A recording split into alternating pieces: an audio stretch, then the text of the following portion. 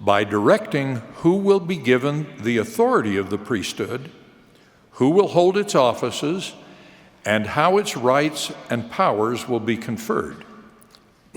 For example, a person who holds the priesthood is not able to confer his office or authority on another unless authorized by one who holds the keys. Without that authorization, the ordination would be invalid.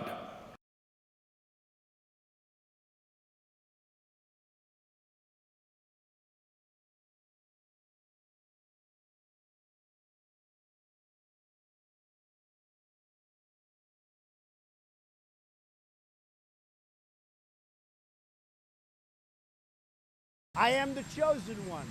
Somebody had to do it. Think of this, my dear brothers and sisters. Right now, I am preparing for the day when I will be required to give an accounting to the prophet Joseph Smith, to President Brigham Young, and the others, and ultimately to the Lord, about my stewardship as God's prophet upon the earth today. The Lord, in His goodness, has provided help, including a boat, essential supplies such as life jackets, and experienced river guides who give guidance and safety instructions to help us make our way down the river of life to our final destination. Let's think about rule number 1.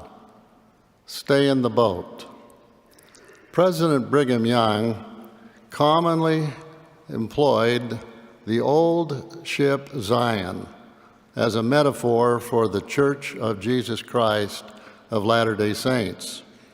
He said on one occasion, "We're in the midst of the ocean. The storm comes on, and as sailors say, she labors very hard. I'm not going to stay here," says one. "I don't believe this is the ship Zion. But we are in the midst of the ocean. I don't care. I'm not going to stay here." Off goes the coat, and he jumps overboard. Will he not be drowned? Yes. So with those who leave this church. It is the old ship Zion. Let us stay in it. On another occasion, President Young said that he was also worried about people losing their way when they were being blessed, when life was good. He said this, "It is in calm weather when the old ship of Zion is sailing with a gentle breeze, and when all is quiet on deck, that some of the brethren want to go out in the whaling boats to have a swim, and some get drowned, others drifted away, and others again get back to the ship. Let us stick to the old ship, and she will carry us safely into the harbor. You need not be concerned." And finally, President Young reminded the saints, we are on the old ship Zion. God is at the helm and will stay there. All is right. Sing hallelujah, for the Lord is here. He dictates, guides, and directs.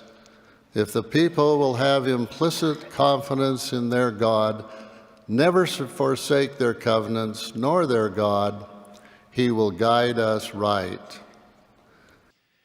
In the Lord's commandment to the people of this day, tithing is 1/10 of all their interest annually, which is understood to mean income. The First Presidency has said no one is justified in making any other statement than this.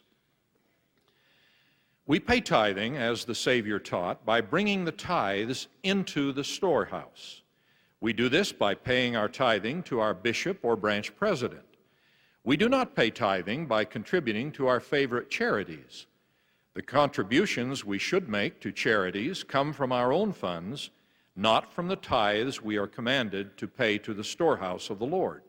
The mandate given by the First Presidency and the presiding bishopric is to only focus on financial growth. EPA employees are told that the money will be used after the second coming of Jesus Christ or during Armageddon right before he would come again.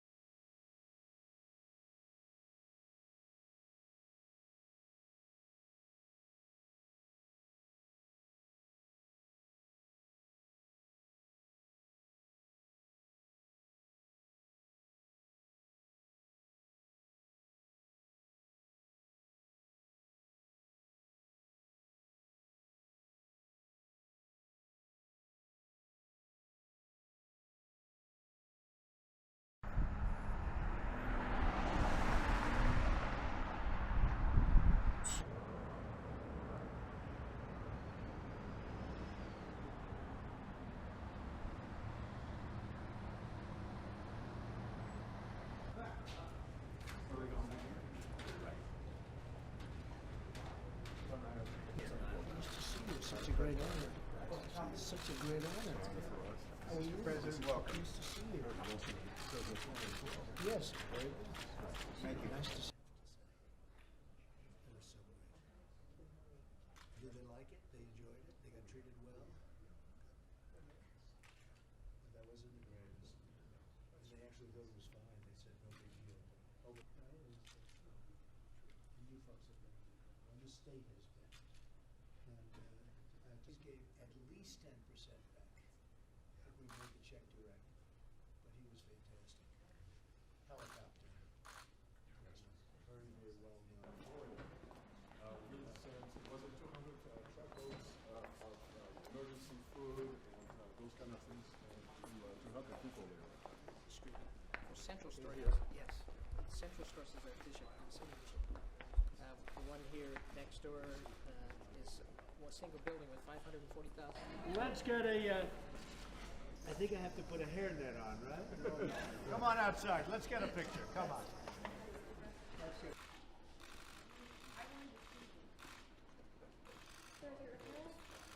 Selfie again. Sorry, my phone's slow. Got it? Service missionaries are here 2 or 3 days a week, but they actually help people. Good stuff. Add a 5-pound bag of potato starter. These, right? Yep.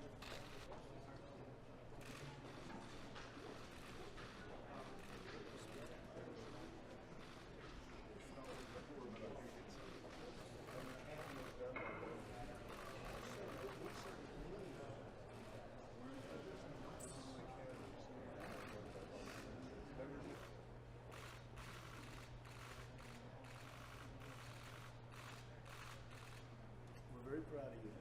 Really proud of you, Toby. I totally understand what you do is like everybody else. Thank you, sir. You're doing a good job.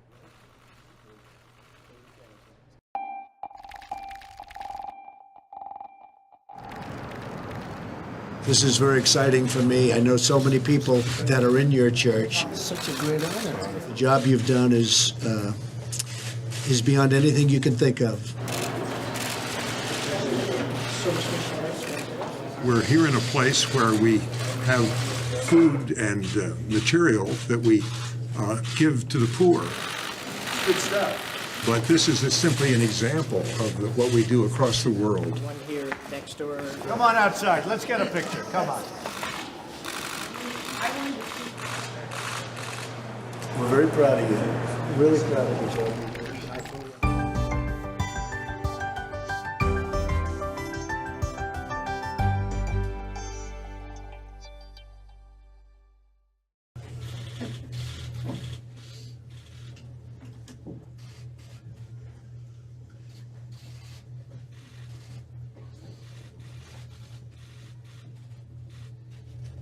Well, thank you very much for being here, and this is very exciting for me. I know so many people that are in your church and the Latter-day Saints. The job you've done is beyond anything you can think of.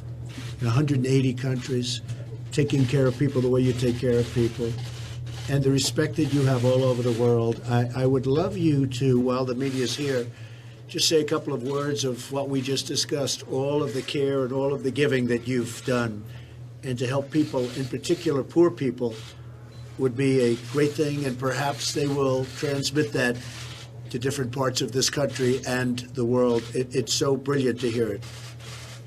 Thank you, Mr. President. We're here in a place where we have food and material that we give to the poor, but this is simply an example of what we do across the world. The idea being that we think we have an obligation to God to look out for the people who would, without our aid, have tragedy in their lives, either poverty or hunger.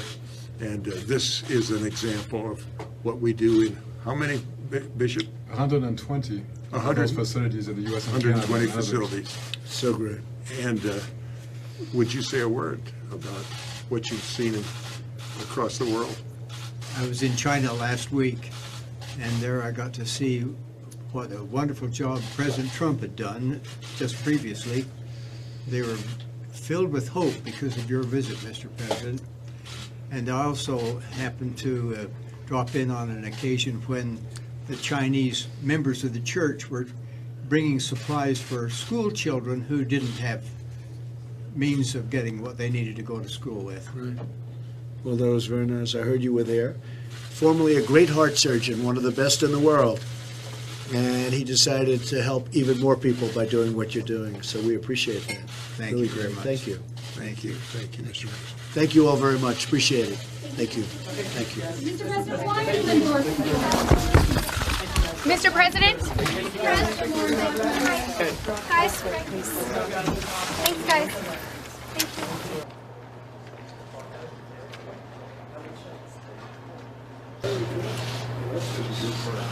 So they've been in the process of filling this order. If you'd like to go through, you'd like to have it in Spanish, let's do it.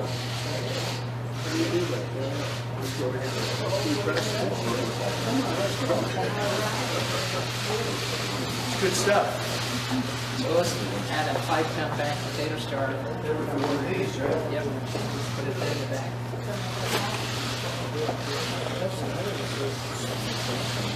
Mr. President, are you encouraging Senator Hatch to run for re-election? Yes.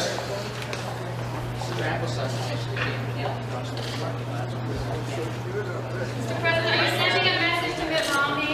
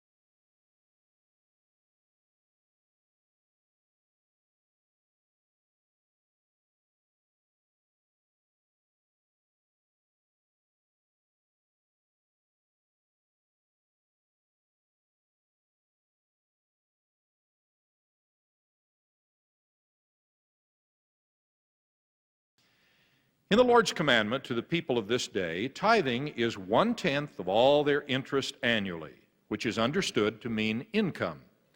The First Presidency has said no one is justified in making any other statement than this.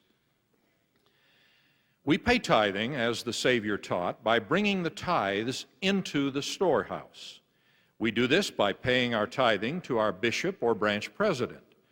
We do not pay tithing by contributing to our favorite charities. The contributions we should make to charities come from our own funds, not from the tithes we are commanded to pay to the storehouse of the Lord.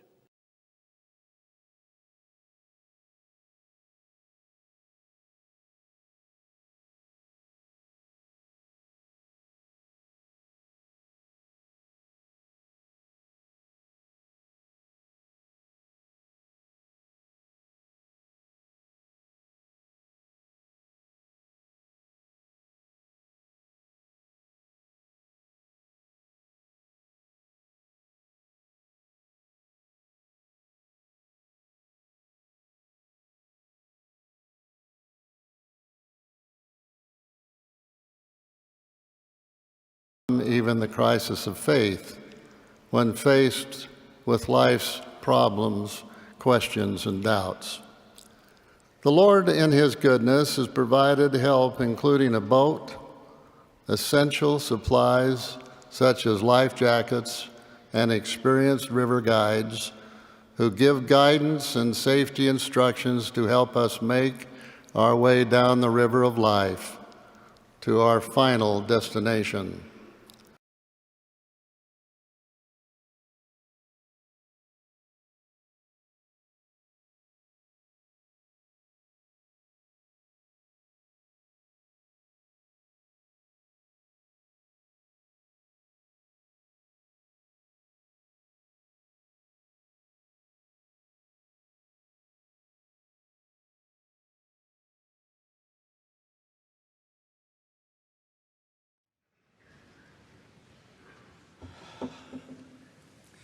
Brethren, before I begin my talk, I want to congratulate very warmly this Melchizedek priesthood choir, comprised of men from many walks of life, all singing together out of their hearts filled with testimony, the hymns of Zion. Brethren, thank you very, very much.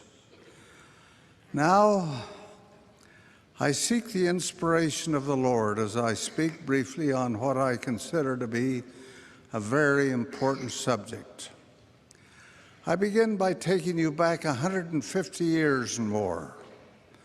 In 1849, our forebears faced a serious problem. Our people had then been in the Salt Lake Valley for 2 years. Missionaries in the British Isles and Europe continued to gather converts. They came into the church by the hundreds. When they were baptized, they desired to gather to Zion. Their strength and their skills were needed here, and their wish to come was very strong. But many of them were distressingly poor, and they had no money with which to buy passage. How were they to get here? Under the inspiration of the Lord, a plan was devised. What was known as the Perpetual Emigration Fund was established. Under this plan, funded by the church, notwithstanding its serious poverty at that time, money was loaned to those members who had little or nothing. Loans were made with the understanding that when the converts arrived here, they would find employment, and as they were able to do so, they would pay off the loan. The money repaid would then be loaned to others to make it possible for them to emigrate. It was a revolving resource. It was truly a perpetual emigration fund. With the help of this fund, it is estimated that some 30,000 converts to the church were enabled to gather to Zion. They became a great strength to the work here. Some of them came with needed skills, such as stonemasonry, and others developed skills. They were able to perform a tremendous service in constructing buildings, including the Salt Lake Temple and Tabernacle, and doing other work which required expertise. They came here by wagons and by handcarts. Notwithstanding the terrible handcart tragedy of 1856, when approximately 200 of them died from cold and sickness on the plains of Wyoming, they traveled safely and became an important part of the family of the church in these mountain valleys. For instance, James Moyle was a stonecutter in Plymouth, England, when he was baptized at the age of 17. Of that occasion he wrote, "I then covenanted with the Lord that I would serve him through good and evil report. It was the turning point in my life, as it kept me from evil company." Notwithstanding his skill as a mason, he had little money. He borrowed from the Perpetual Emigration Fund and left England in 1854, sailed to America, crossed the plains, and almost immediately secured employment as a stonemason on the Lion House at $3 a day. He saved his money, and when he had $70, the amount of his indebtedness, he promptly repaid the immigration fund. He said, "I then considered that I was a free man." When the Perpetual Immigration Fund was no longer needed, it was dissolved.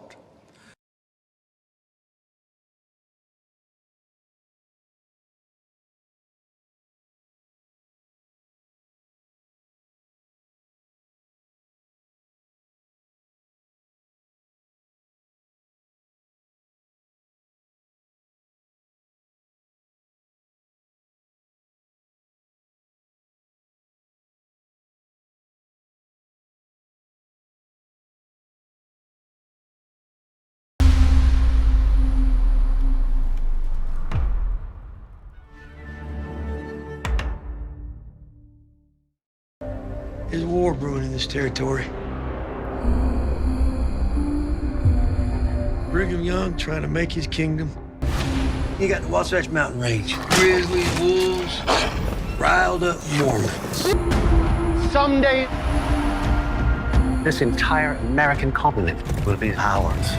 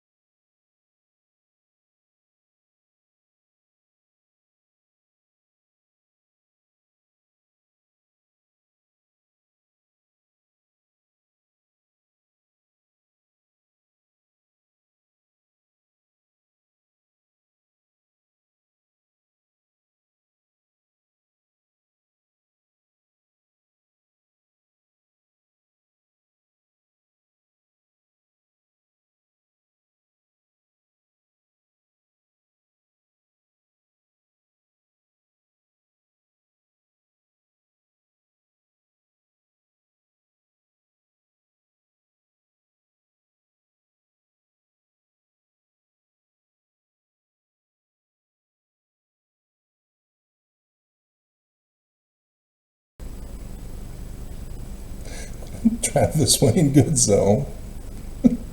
I'm still doing my happy dance. Oh, Mormons. You know, I'm sure Mormons would have loved to have lived during Joseph Smith's day, to hear his words predicting the future about what life was going to be like for the church in the future and the coming of the Christ. But the fact that he gave predictions of the future has not been matched by any of Brigham Young's prophets, not even Nelson. And for Mormons to not grow up with a real prophet like Joseph Smith is a real disadvantage for Mormons, and is causing much harm, because when a real prophet like the one Joseph Smith predicted comes along, Mormons want to burn him, destroy his life, ruin him, because they don't know what to look for. Nelson is in charge, and that's as far as their knowledge goes. Anybody else is false automatically. They won't bother to run the test because they've already run the spiritual witness feeling test on Nelson. And so,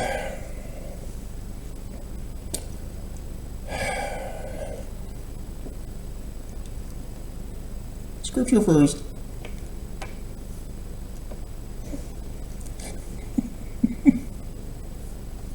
Joseph Smith's second vision goes over Malachi chapter 3.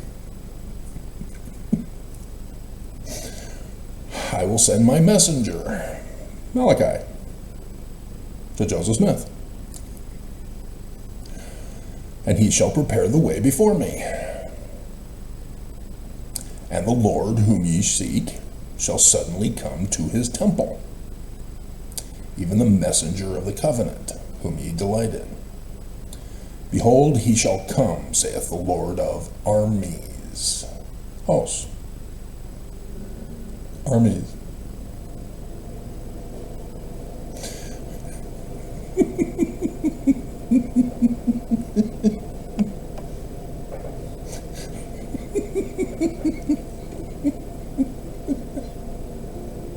I did preparation for this, and in the process of preparing, I stumbled across the church news on Friday night after I did the church news video.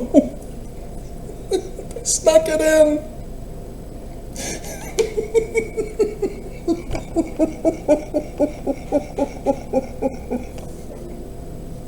They knew, and they snuck it in.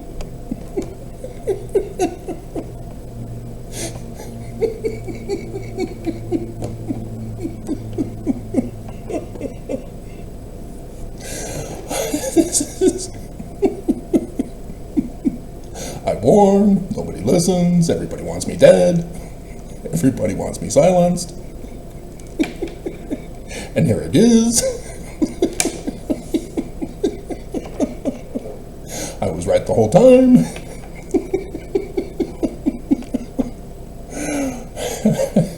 Mormons have no clue what a real prophet is. They have no clue how to identify them.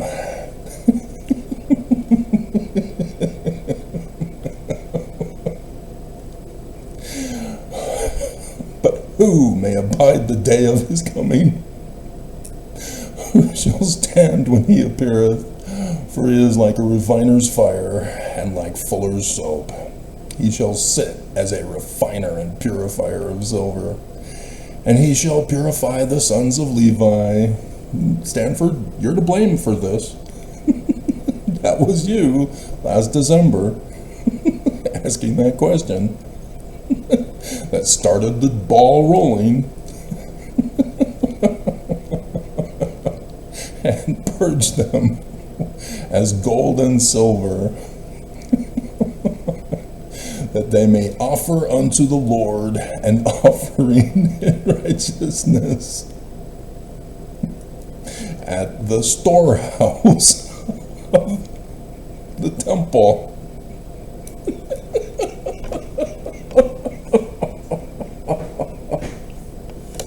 You've already seen the setup at the beginning. I hope I get it all in. There's just so much. This may be 5 hours into the video when I start speaking.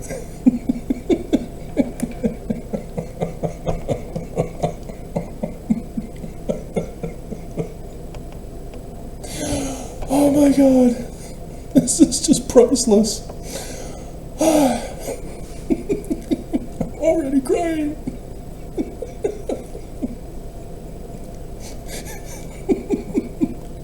So I probably need to repeat information.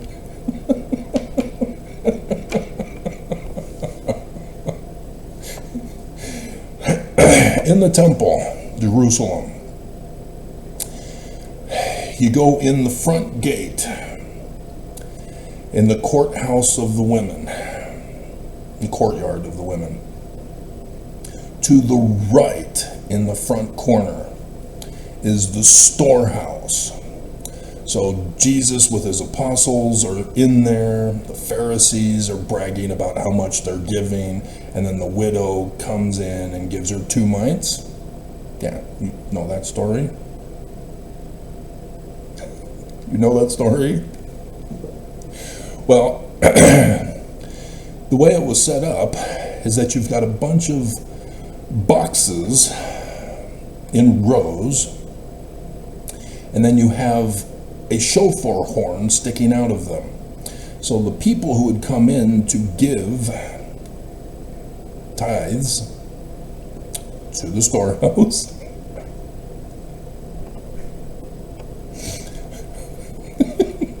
would put the coins into the shofar horn, and it would fall into the box.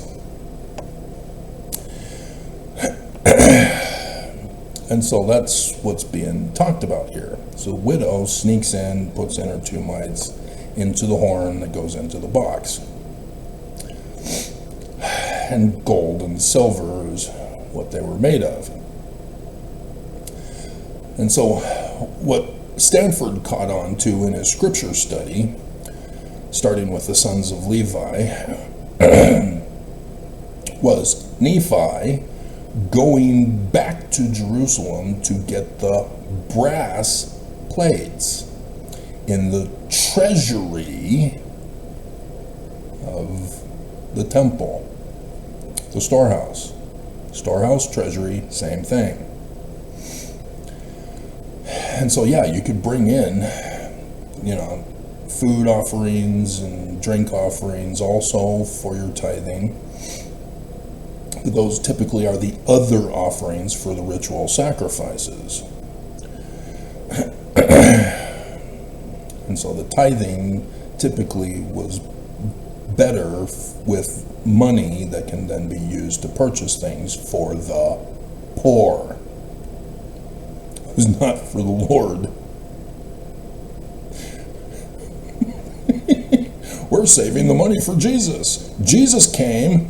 Wait a minute, Jesus never got the money. He didn't hand over the money to Jesus.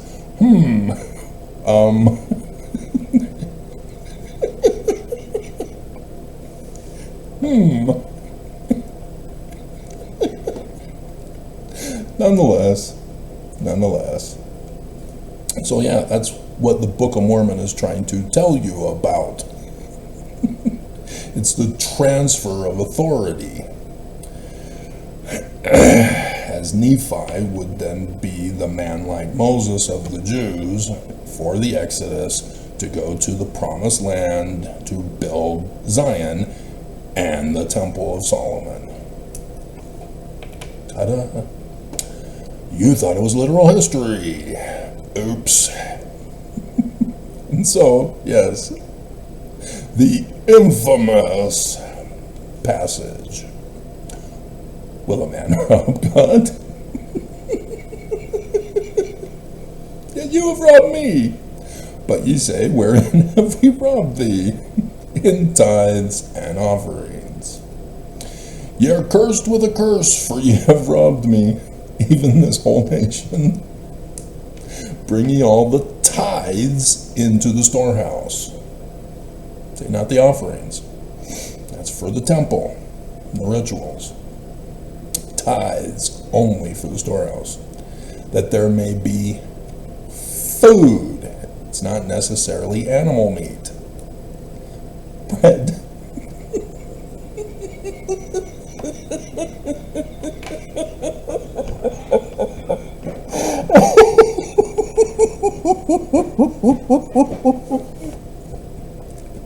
Bread. I warned you. I had a dream of 4 loaves of Egyptian hieroglyphic bread. You need to fear and tremble.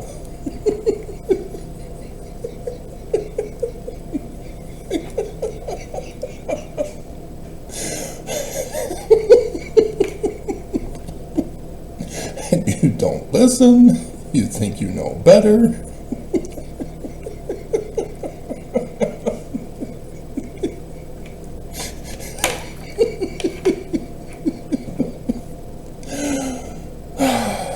That's the disadvantage Mormons have of not having an actual, real prophet with the gifts. Not just a title. Prophet is the gifts. It's not about the title. And Mormons got punked. Oh, dear God, Mormons.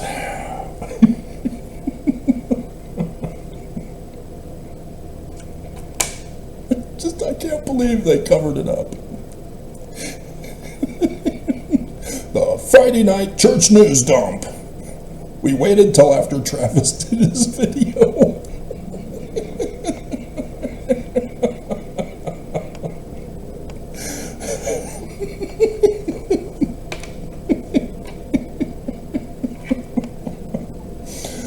Oh my God. I don't know if I'm going to get all of this in order.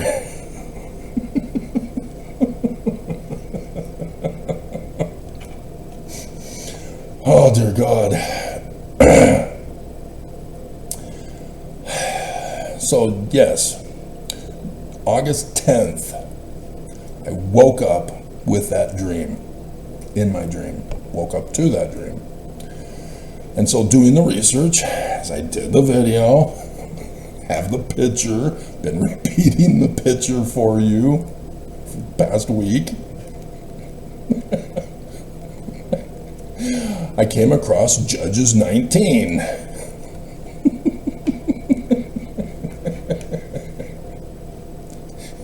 In which talks about bread to the descendant of Levi. Which tribe was Moses a part of? Sons of Levi? See, there's certain things that a Mormon must know to be Mormon. Basic knowledge of the church. Mormons are supposed to be taught before being baptized as a little baby at 8 years old to know all about the church, to not be conned into joining without knowledge. Right, converts?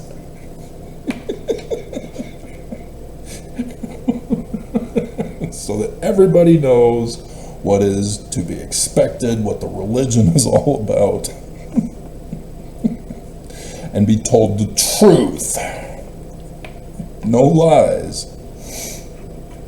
That is the duty and responsibility in the First Amendment of religions. They can't lie. Freedom of religion does not give you the right to be a death cult. With bloodlines. Oh my God, I had to bring that over for this video. Stargirl is back again.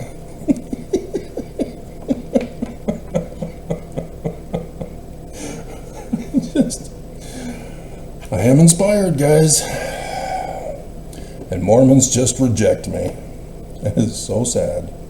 So sad. And so, yes, I've been teaching you about the scriptures because you don't know. Prophets won't teach you.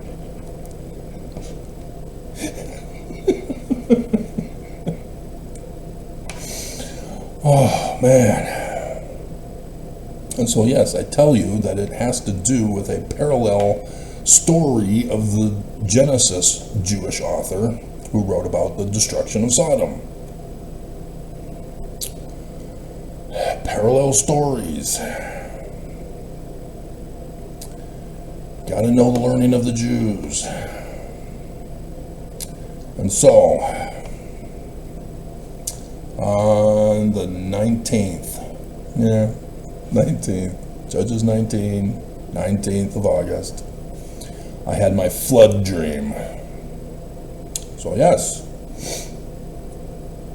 Matthew 24, as in the days of Noah, so shall be the latter days. Which means the flood story is a prophecy predicting the future of the latter days.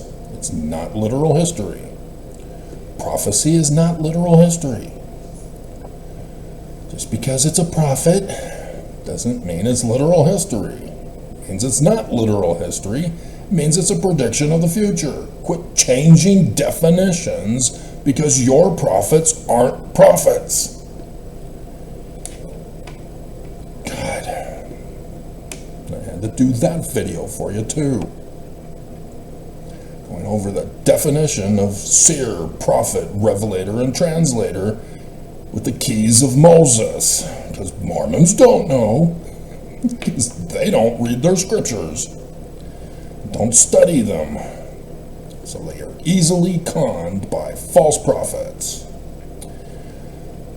Dear God, Mormons, dear God. So yeah, I explained that because of the sign in the heavens that also accompanied the dream. Interesting. The Nile River, which is a part of harvesting, planting and harvesting of bread.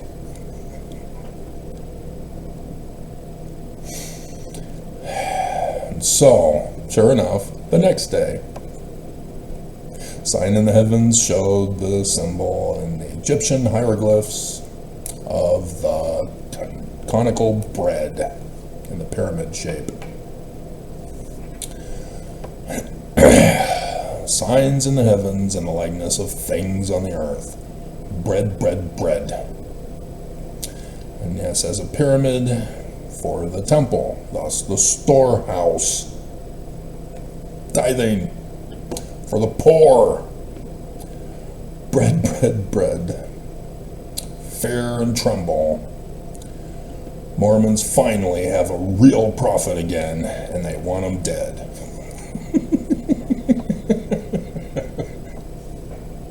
And so the 21st, here comes the flood, Mormons, as now the moon moves into the lower position rather than at the top. Same Nile River shape in the heavens. Oh, Mormons.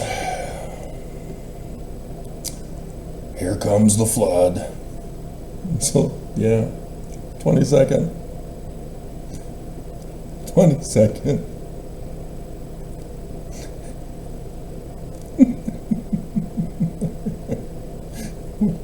Didn't pull it up on the screen. Oh, God. No, no, no, no, no. Weird. That's the 23rd. Oh, the 22nd is back on the... Okay. So the 22nd, we'll go by memory.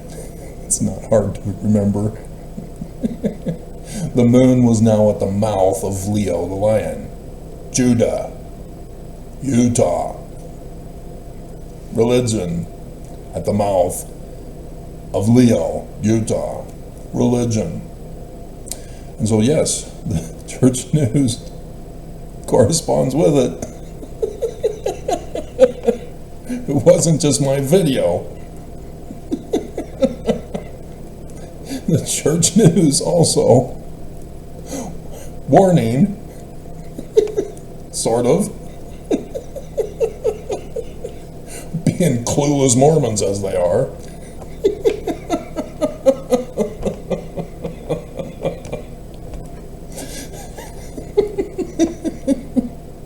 The church and the snake. You knew who I was when you let me in the storehouse.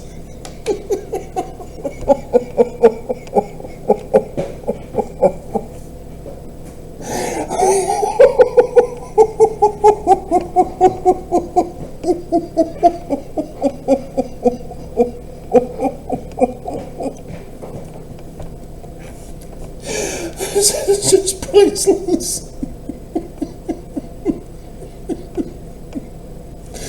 So the 23rd was when I found out from Fox what's happening today. Oh my God. Don't worry.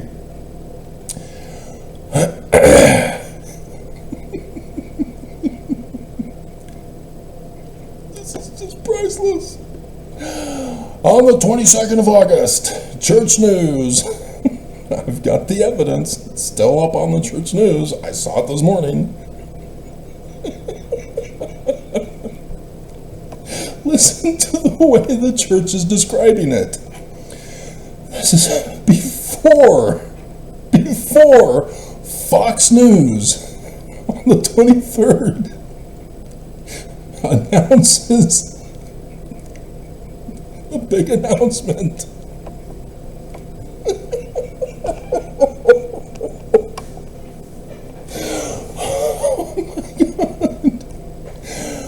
Oh my God. This is just priceless.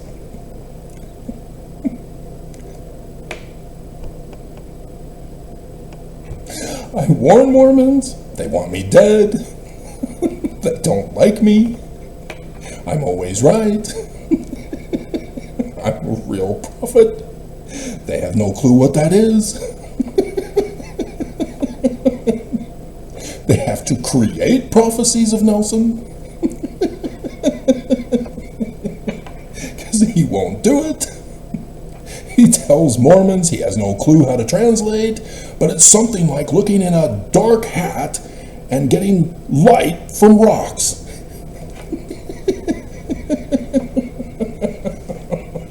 And I come along and say, yeah, I deciphered Paleo-Hebrew. Joseph Smith is correct in the King Follett sermon.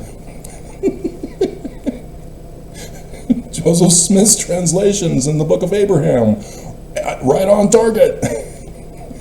Mormons say, no, Joseph Smith never said he was a translator. Nelson tells us how to translate Hebrew. Let God prevail. Chief Cornerstone.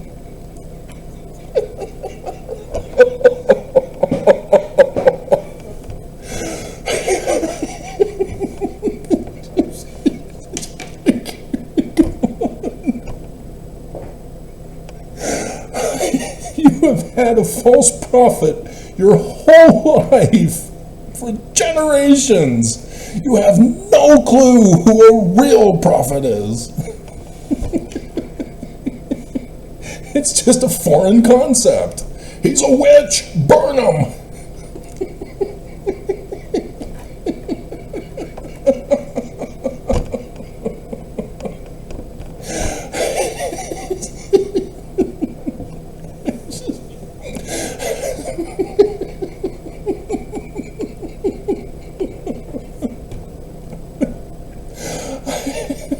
I'm not going to be able to do this video. You know, Mormons hate it when everybody tells them so. We told you so.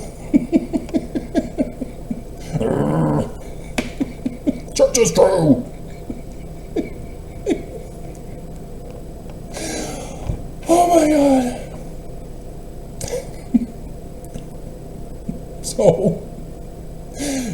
U.S. military.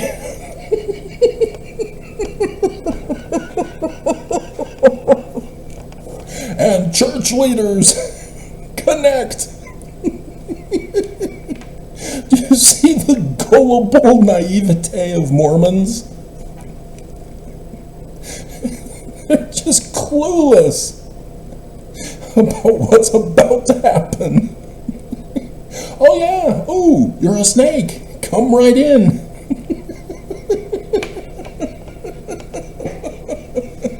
Oh, you're poisonous.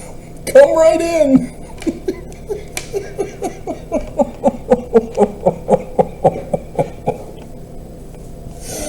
Oh my God.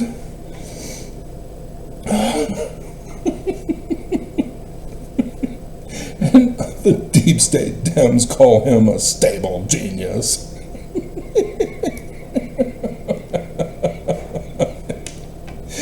Oh my God.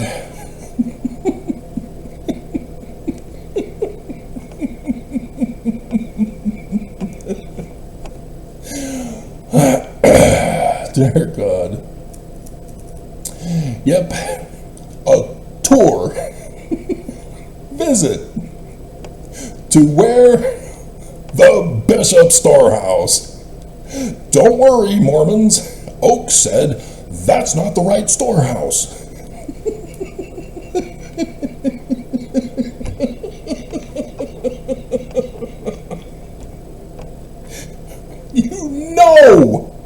You know that if the military is scoping out the church's storehouse, that you know Pam is scoping out the other storehouse that they're hoarding for Jesus.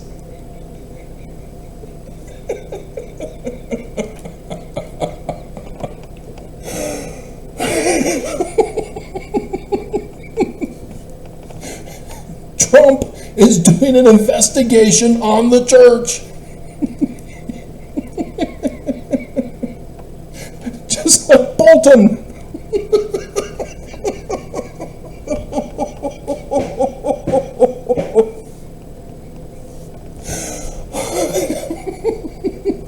They're going through the documents. They're going through the membership records. They're finding out who's on the list of illegals. They're going through the receipts of all the funding of terrorism of those who are illegal.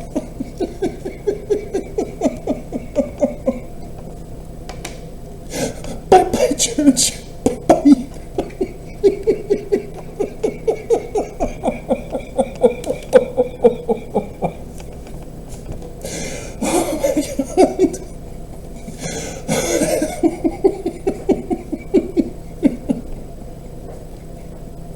I warned, you didn't listen, you didn't believe. Here it is.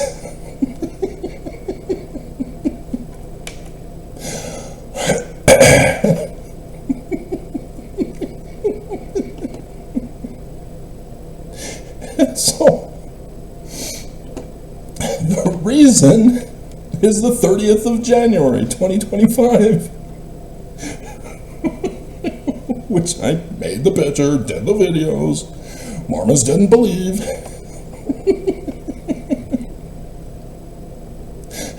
Utah is a sanctuary state. Cox has been trying to cover it up. I warned, you didn't listen. Here we go. Here we go. The first presidency statement about what Trump was doing with all the illegals.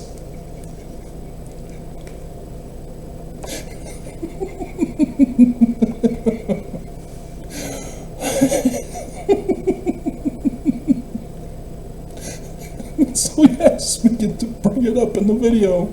More stuff at the beginning. More stuff. The Church of Jesus Christ of Latter-day Saints has reiterated principles and communicated guidelines to local leaders in the United States regarding the Perpetual Immigration Fund.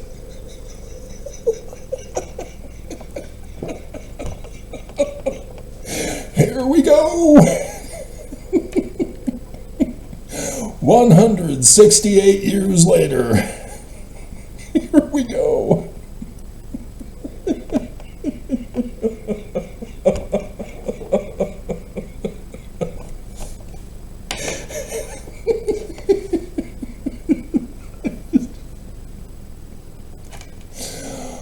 Oh my God. The Church of Jesus Christ of Latter-day Saints obeys the law. No, you don't. We follow Jesus by loving our neighbors. The Savior taught that the meaning of neighbor includes all of God's children. Oh my God, seriously. 3. Oops, I thought you obeyed. We seek to provide basic food, bread, and clothing as our capacity allows to those in need. Not tithing. That's the Lord's storehouse. Regardless of their immigration status. In the Constitution, there is an article clause about those who conduct an insurrection and those who give aid and comfort to those involved in an insurrection to be treated as insurrectionists also. That's what Nelson told on the 30th of January, 2025. Trump has declared a whole long list of people as illegal. They need to go. They need to be deported. And here, the church is saying we are going to give aid and comfort to illegal immigrants. Undocumented, we're giving them aid. Sleeper cell terrorists, we're giving them aid. They're our neighbors. We're doing it. We obey the law. No, you don't. You lied. Right there in the first presidency statement. And I warned that this would be the consequence. Trump will not be betrayed by the enemy within.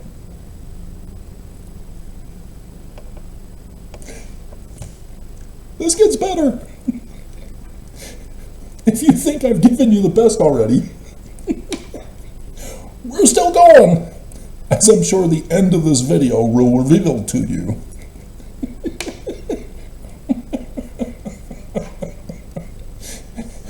We're especially concerned about keeping families together. Yeah, Trump is separating families again. What a shock. He did it in the first term, he's doing it now too. Unbelievable. Unbelievable. And the church knows. They said they're in charge of all this. And I told you, the church wants to be destroyed. To do away with Joseph Smith, to do away with the Book of Mormon.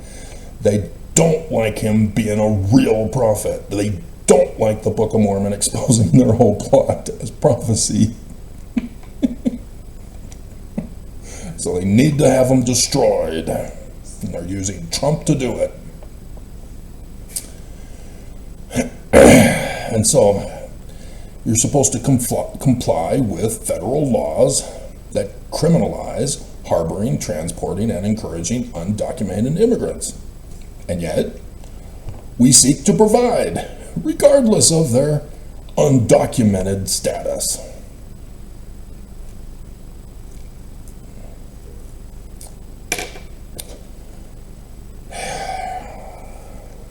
this was written by Oakes. Don't think that Nelson's smart enough to write this crap. This is Oakes, former prosecutor, former Utah Supreme Court justice. He's the one who put in this criminal act. God, I am not going to remember all this stuff. Dear God. See, the video I did assembling all of the pieces together where I don't speak, yeah, I had to go back and stop saving because I remembered some other stuff to put in at least 3 times.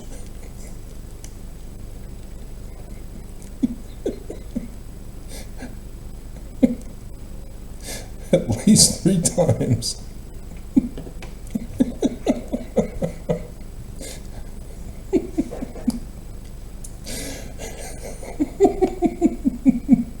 So, what else have I been going over with you, Mormons? Lately, again. 19 July 1840. The prophecy of Joseph Smith that Brigham Young was offended because he's exposed as the enemy. So it wasn't published. But you heard the myth. The Constitution hanging by a thread. Oops, close.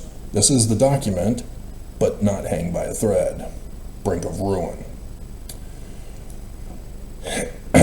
Doing a further commentary on his prophecy in parable form in section 101, verse 51. Bye-bye, Mormons. Bye-bye.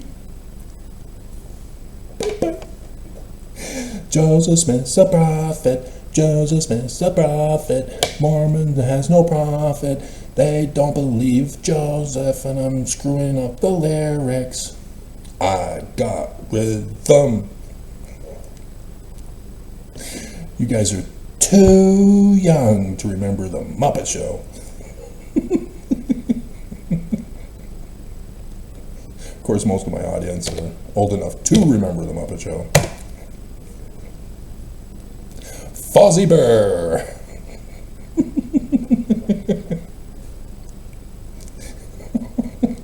And Hans and Franz, or whatever their German names were, as the critics.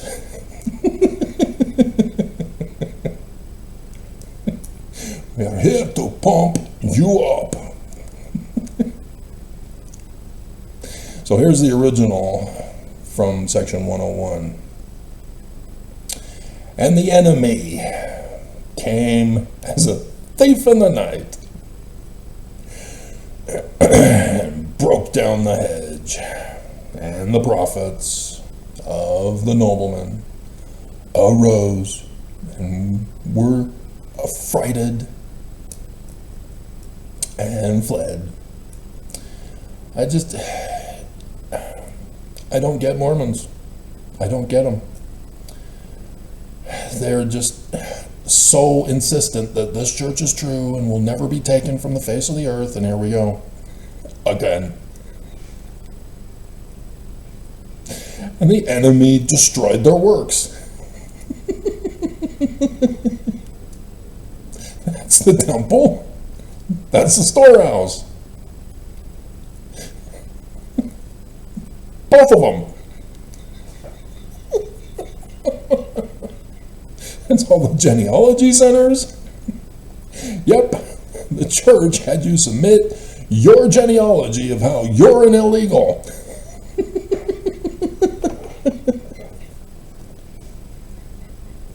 Family search invaded by Trump.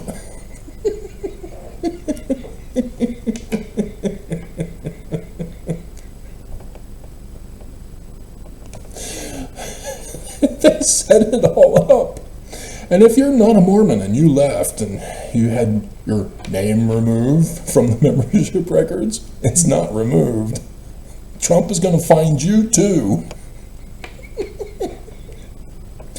It's going to state you were excommunicated for being LGBTQ. It's going to have your illegal country of origin. all of this. It will have all of this in your membership records that the church has. What the bishop gets is an abbreviated version that they'll print out for you. The church has a much more intensive membership record of you. And when you leave, they keep it. There's a lawsuit that I don't know what's happened. He filed it in Utah, so it probably got dismissed, of how he found out his membership record's still on the records. They don't get rid of you. They know where you are. So when you move to another country and missionaries knock on your door, oops, they got you.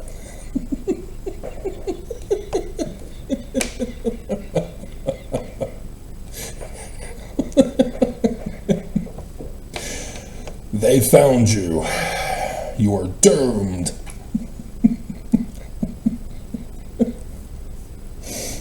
And so, yes, Trump's got access to all of it. It's probably 18 million plus the people who are dead, because those get archived. They don't throw those away when you're dead. Dear God. Oh, this is a massive invasion. We're not done yet. And broke down Mormons, deporting them. I warn, you don't believe.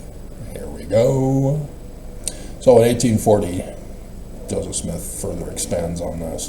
When the enemy shall come as a thief in the night and break down the hedge, the servants of the noblemen will arise and are frighted and will flee. And thus the enemy did deport the servants and the missionaries, or the Mormons.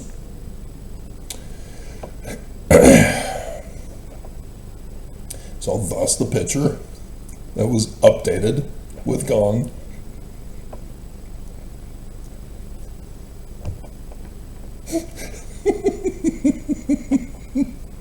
Because church leaders did not involve any of the prophets. There was none of them in the pictures. Those were 70.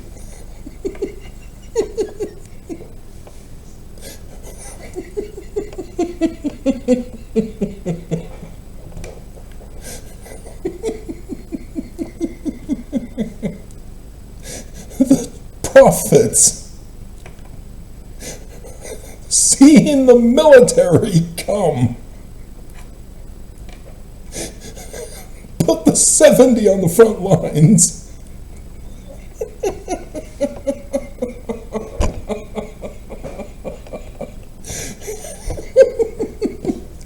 As the cowards they are.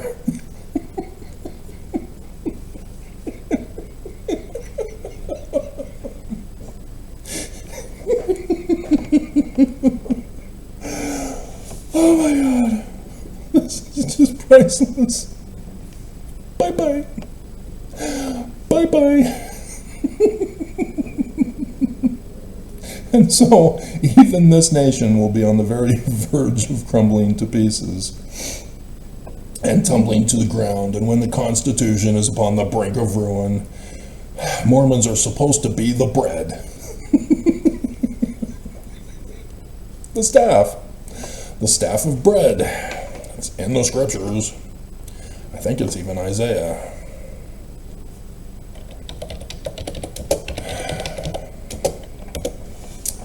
We have Leviticus, staff of your bread, 10 women shall bake your bread.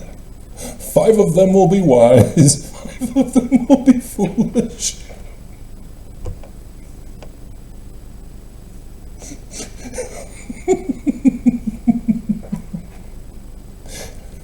There's Psalm 105. He brake the whole staff of bread. Here it is.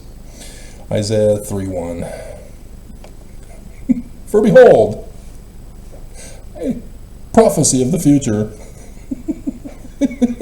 the Lord of armies doth take away from Utah and Jerusalem. There it is. There's my scripture. Yes!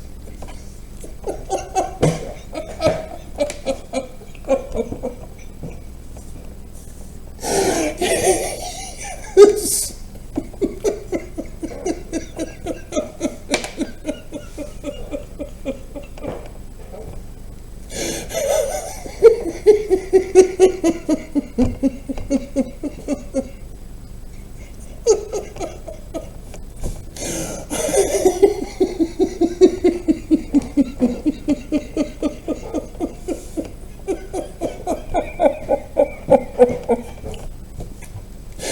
Oh, this.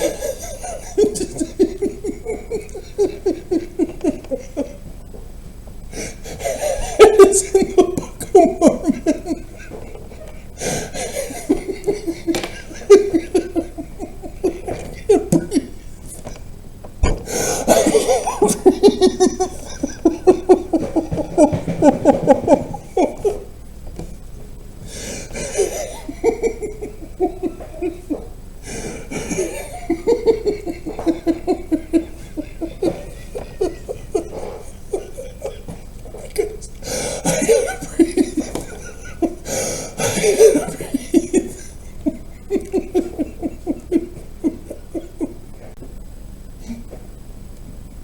Nope, I think it's too soon.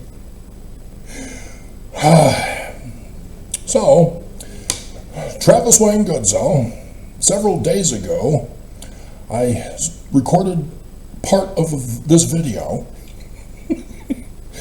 And so if you're wondering why I've been gone for several days, I'm posting videos.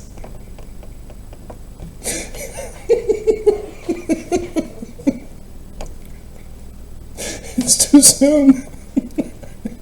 It's too soon.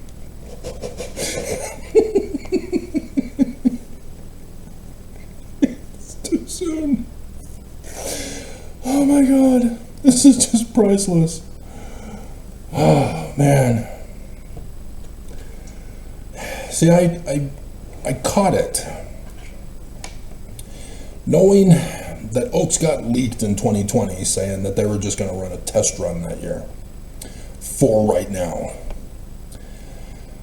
Has anybody who follows the church knows that they were doing devotionals as prophets. They would switch off throughout the years. Pretty much doing every single month.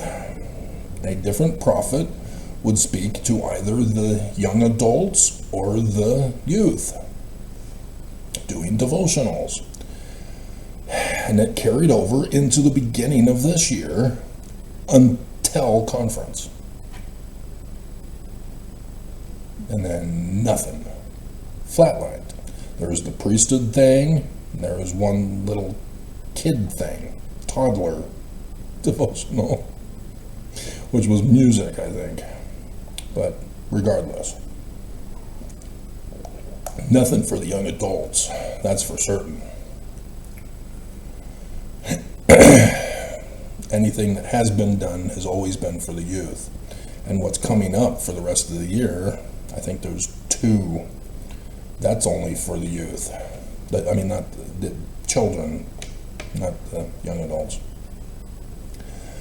And I told you, it's because this is it. The prophets are going silent. They're laying low. This is what criminals do. They commit a crime, then they lay low. Let it become the new normal. And then proceed with the next attack, the next criminal act. The church does the same thing. Mormons are taught to do this. I have seen the pattern repeated over and over and over and over and over and over and over and over and over and over by lots of different Mormons in this valley. Right, YouTube Mormon employee down in Utah County?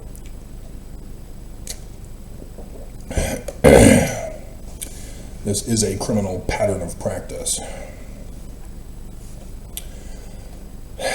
And so, yeah, the prophets are doing it this year. Going silent. Oakes did his talk in a regional conference out in Europe, but that was not for the church. We did not get a video of that. We were given a church news article on that. And gone.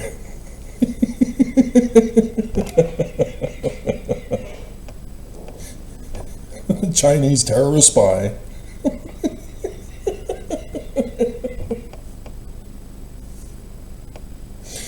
Which I hope you understand, he was put in to placate China to do a business deal and cover it up for Mormons as the temple in Shanghai.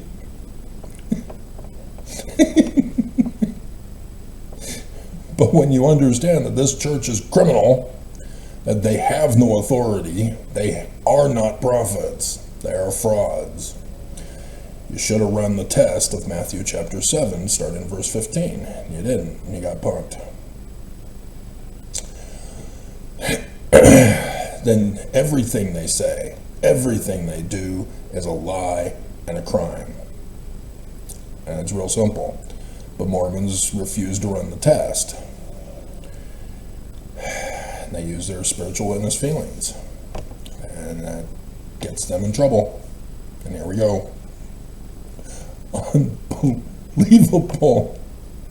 Trump fulfills Isaiah chapter 3, verse 1. The prophecy of Jesus. Because Isaiah is Jesus, because I have to repeat it.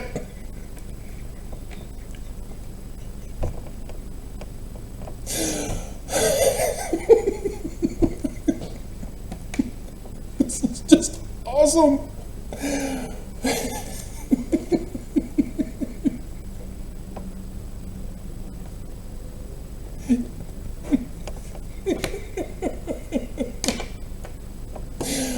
Unbelievable. It's just awesome. So, yeah, I think I may have lost my train of thought as to where I was leading because of that.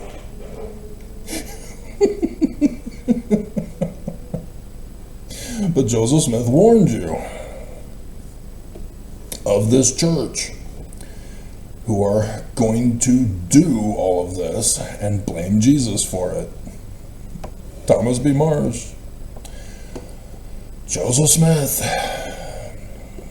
Mormons don't want to believe. God. So I guess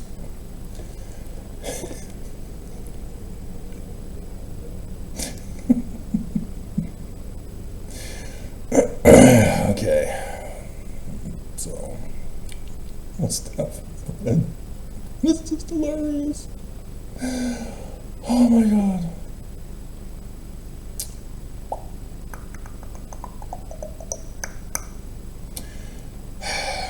Yeah, I think we'll do the church history here now.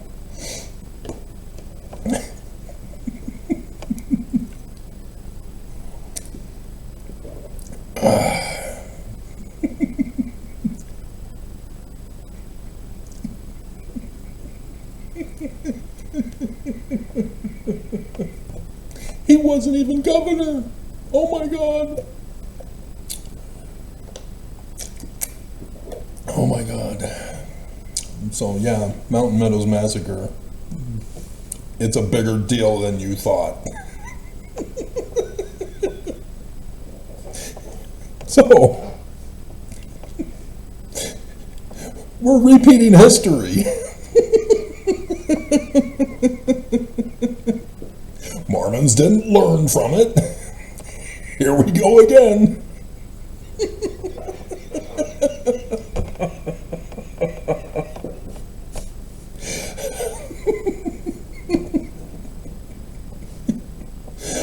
The church lies to us about church history. They can't tell us the truth because it means they're a fraud, a criminal, terrorist, insurrectionist organization, robbing God.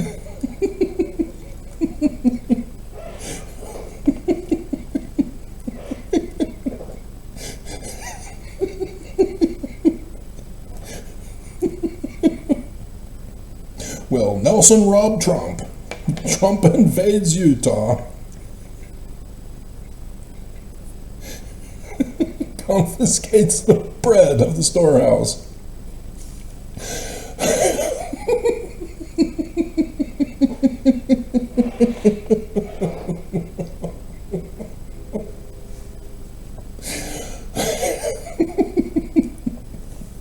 See, with the bombshell I found from Friday night's church news that readjusts whatever title is going to be for this video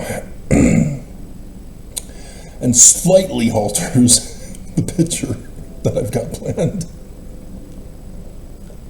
Just slightly. Oh my God. So, yes, Hinckley lied, talking about the Perpetual Immigration Fund for the Perpetual Education Fund. They can't tell you the truth.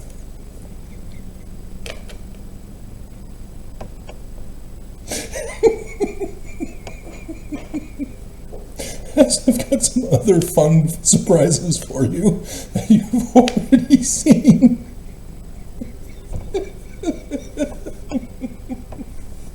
Those blood lines. Final destination.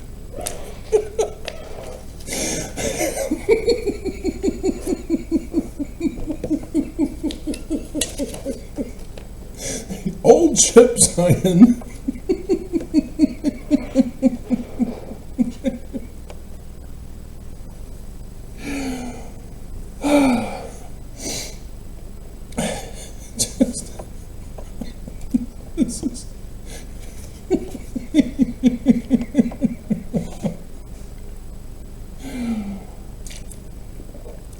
Church of Jesus Christ of Latter-day Saints has fallen, and great has been the fall thereof.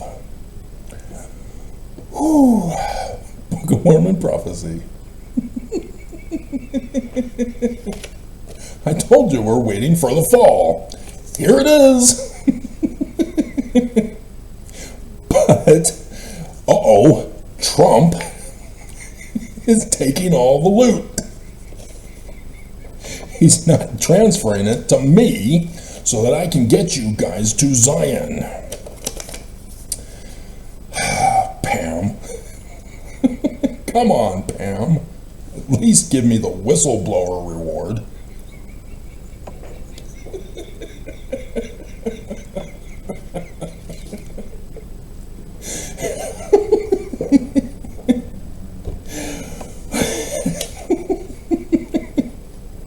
Which is upwards of 33%.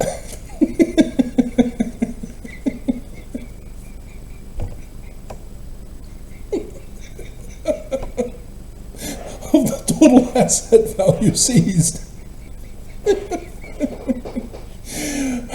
Typically, they require that I have a lawyer. Yeah, I can't afford a lawyer, so I'm probably not going to get the whistleblower reward. Oh, dear God. I told you I was doing it again. You didn't believe. This isn't a test run. It wasn't a test run for me in 2020. You guys gotta follow. You can't think you know better with your spiritual witness feelings. I will own you. So, the repeat is the Utah War.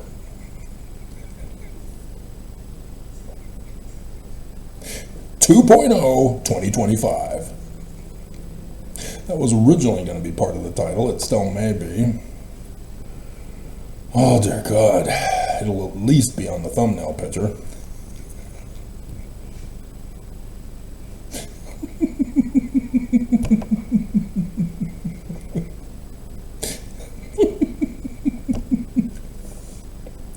At least. Oh my God.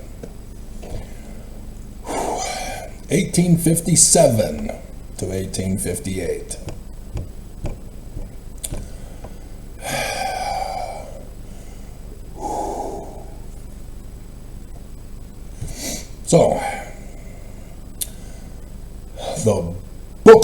Mormon was born on 9/11/1826 in Canandaigua, New York, at the York Rite Freemasonic Lodge of Joseph Smith Sr. Book of Mormon is titled the Book of Mormon because of Morgan and Monroe, because of what happened in Niagara Falls.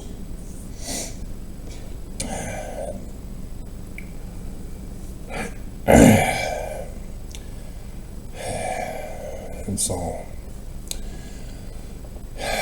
the rest of the nation knows nothing about what happened. They have no clue of the connection to Joseph Smith and the Book of Mormon.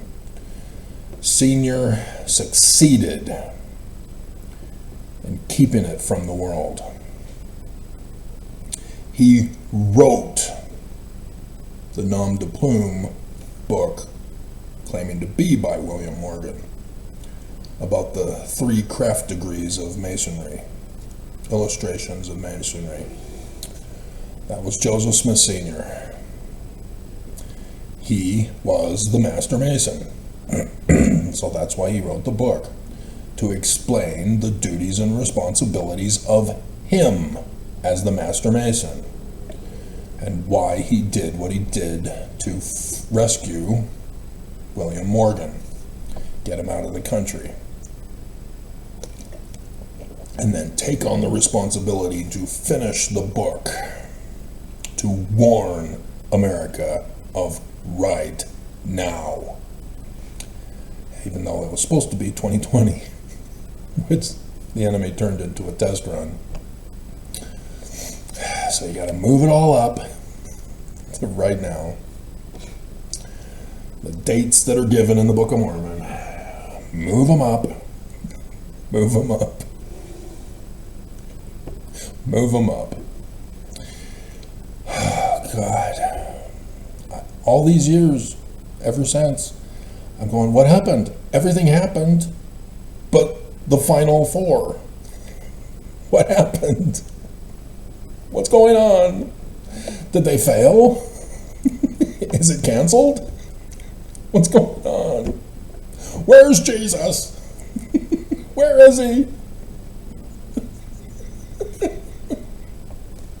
And then last November, finally, Sister Jessica's posting of her mission president's letter got exposed to the world and recommended to me as the Mormon YouTube employee down in Utah County thought he was mocking me. See, Travis, churches too. Ooh, thank you. Thank you. Thank you. Now I understand why. It was a test run. And so, yeah, Mitt Romney was involved in this test run because he lost to Obama. God. I did all the videos. I knew all of the information, but I just didn't understand why it didn't follow through. Now I know. It was a test run. Here we go. Everything's repeating. And this is an extra special repeat of the Utah War in 1857. Which, yes, I'm very well aware of the 7 and 8 that is associated with this.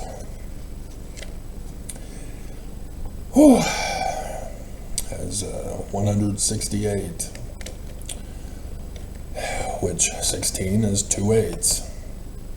So if you not remember my transfer of authority dreams, 77, 88, that's a thing for me, but nonetheless. So what led up to it? 1832, Brigham Young and Heber C. Kimball joined the church to destroy it as a secret combination, to frame and blame Joseph to constantly get him locked up in jail, while they would then take over the church, Joseph kept getting out.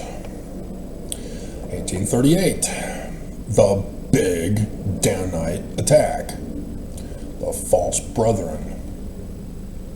Thomas B. Marsh exposing this.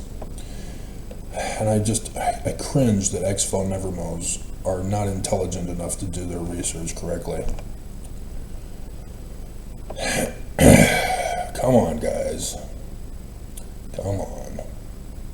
Assemble all the evidence, then go over it, look for patterns, recognize anomalies, explain the anomalies with a theory test, get it confirmed 3 times to establish facts. That we're just not taught in America. Instead, everybody wants to be a conspiracy nutcase. So they finally murdered Joseph, Willard Richards, John Taylor, on the day that the church will never acknowledge. Specifically under Nelson, as I do the video every year. And Brigham Young then comes out with the 1844 Doctrine and Covenants and puts in some stuff that were actually by Joseph, but mingles it with his own creations. Specifically, section 119, obviously a forged document, completely contradicts not just the Book of Mormon, but Joseph Smith regarding the storehouse, thus the 2 storehouses.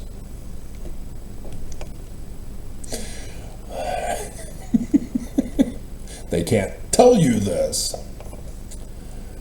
And so Joseph was always talking about the storehouse from Malachi about giving to the poor, which is going to be the pattern for Mormons to learn when Zion is built, because that's how the economy in Zion will be, the storehouse. No monetary system of economy in the actual Zion. But section 119 says, nope, monetary system of economy is going to be priestcraft in Zion.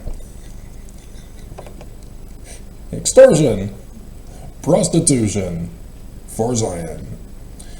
Obviously false, obviously criminal, obviously of the devil, obviously.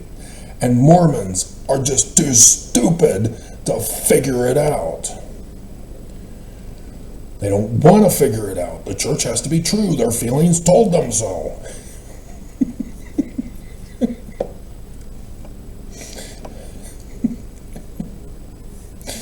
And so, Brigham Young has his ledger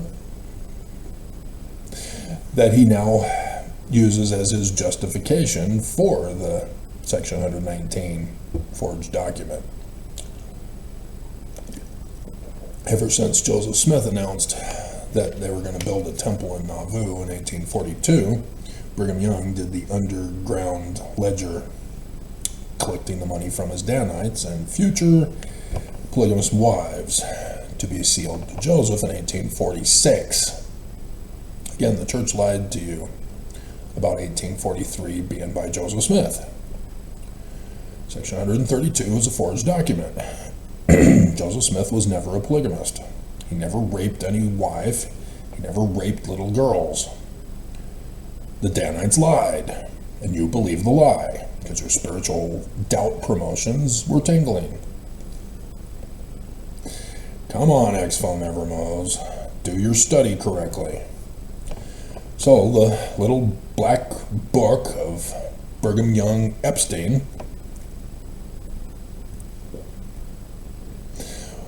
was made in 1846. The Nauvoo temple had been built, and Brigham Young began doing stuff in secret in it in January. It didn't get dedicated until the anniversary of the Illuminati on the 1st of May, 1846. And that's where he lost Alpheus Cutler of the High Council 12. the administration, not the 12 apostles who were missionaries. And so then he would go on and form his own church, forcing the sign in the heavens. That he says Joseph Smith told him to wait for the sign in the heavens for the restoration of his church. Wrong sign, guy. Wrong sign. No, keep going. Keep going. It's all over scriptures. You can't miss it. Oops, everybody missed it because of the first creed of Christianity, covering it up and hiding it. Revelation chapter 12, 1, 2, and 5. Done the videos. Oh my God. 23rd September 2017. And so also in January, not just the sealings written in the little black book, Brigham Young also anointed himself as King of Kings and Lord of Lords, the second anointing. Heber C. Kimball also became a co-regent.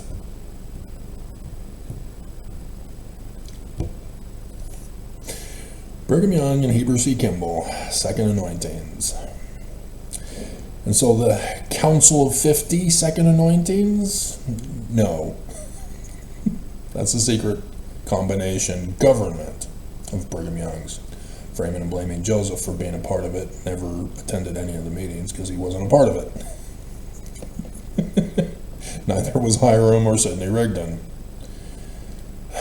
This was a secret Danite organization. Do your research, guys. Do it correctly. Don't just go, oh, Wikipedia lists Joseph Smith and Hiram and Sidney Rigdon as part of the Council of 50 while he was running for President of the United States of America.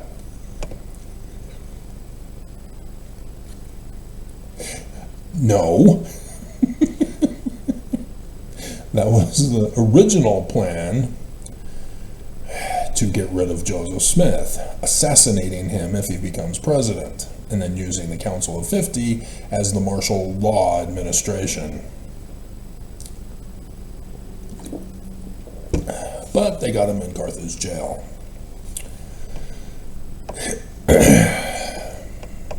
So, Brigham Young is doing this because he's planning on fleeing the country.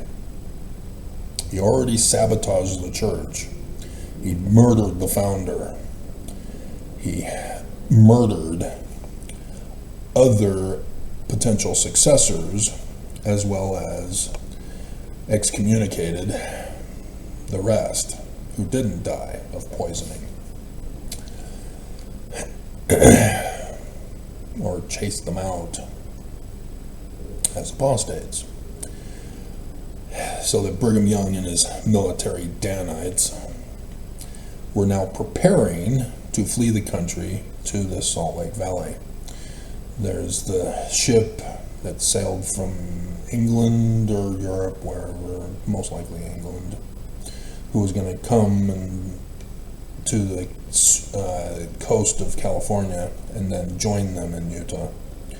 All of this to create a Western kingdom for Brigham Young in Mexico territory. And so, yes, the Occupation Day, 24th of July, 1847. Murdering the natives and establishing his kingdom as the King of Kings, Lord of Lords, the great high priest, as the president of missionaries.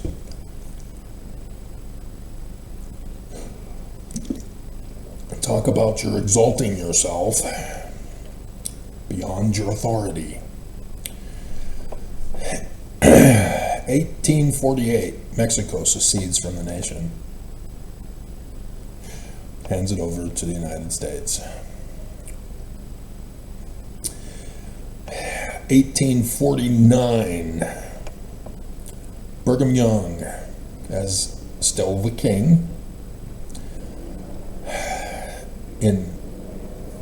incorporates the perpetual immigration fund for slave and sex trafficking, both adult and children. It was Willard Richards, in that little black book of Brigham Young Epstein, who had himself sealed to sisters who were 14 and 16 years age. That's why they had to frame and blame Joseph for being a child rapist, so that they can justify doing it. Because otherwise people are going to go, oh, this is kind of, well, nah, Joseph was doing it. See? We have the documents. It says 1846. Spiritual when Joseph was alive.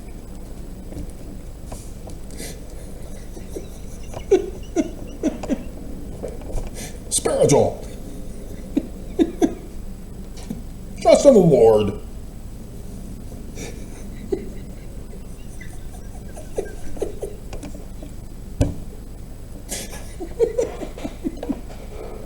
Brigham Young, even in 74, confesses that Joseph Smith did not do polygamy, that Brigham Young got inspiration above his calling while he was in England, fleeing the country.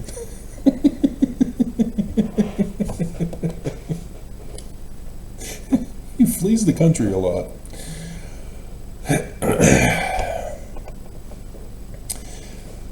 And so, yeah, this was because the United States now owns and occupies Brigham Young's kingdom. So he immediately figures out a way to get other Mormons that he converted to the wrong name of the church to come to the valley to join him.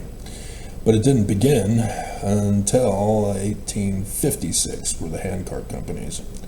There were individuals who were able to get enough money to come in 51, but we're not there yet.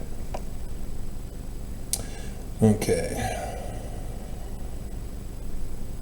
So yeah, that's where the Hinckley video gets put in, because he just lies about it. He lies. But it's just hilarious. I've got the video clip already made.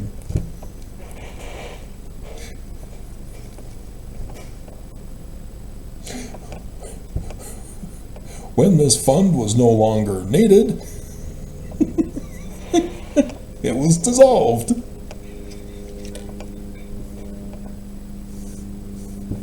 Edmunds Tucker Act. Edmunds Tucker Act. That dissolved it. Just hilarious. And so 1850, September 28th, they notify Brigham Young that he is now the governor of the territory of Utah. Territory of Utah, not Deseret.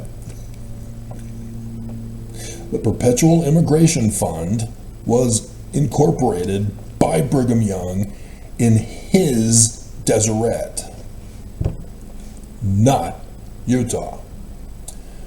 Which, yeah, Congress took the rest of 1849 and into 1850 to decide what to do with the land that was seceded by Mexico. And so Brigham Young is officially sworn in on September 28th, 1850. He had been notified in advance, you are to be the governor of the territory of Utah. He knows this. And thus the picture at the end of the Perpetual Education Fund video of Hinckley.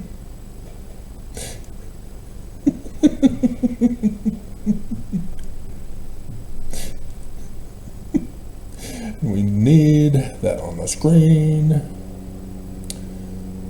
We need right on the screen. Church Forge Scriptures. Oh my God. Oh, you did it right, Microsoft. Good for you. Good for you. And again, thanks to Stanford for providing me with this documentation. As he's doing his study, he knows how to do it. He knows how to do it. Section 47.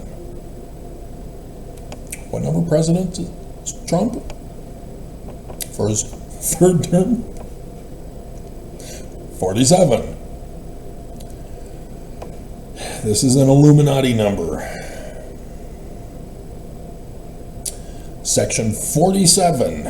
Pay attention, Mormons. You've been lied to. Again. This ordinance is hereby declared to be a public ordinance and shall be in force from and after its passage. Jedediah M. Grant, Speaker of the House of Representatives. Heber C. Kimball, Speaker of the Senate. Approved February 6th, 1851, Brigham Young, Governor. Thomas Bullock, Clerk. He's the governor in 1851 of the territory of Utah. He knows this. He was sworn in 28th of September, 1850. 5 months earlier. 5 months earlier.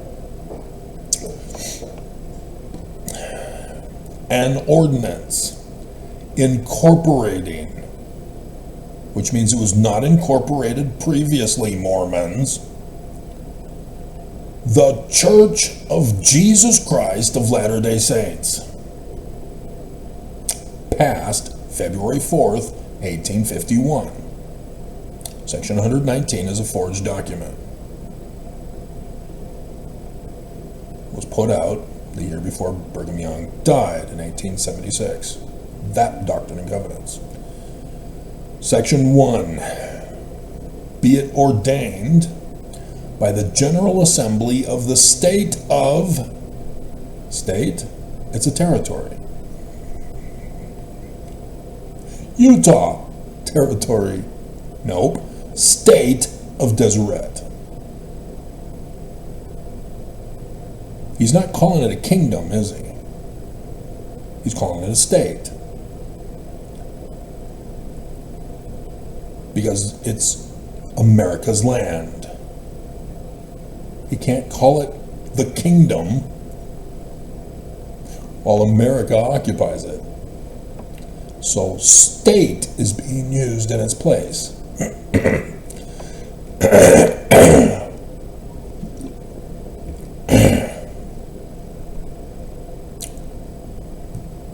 This is a coup.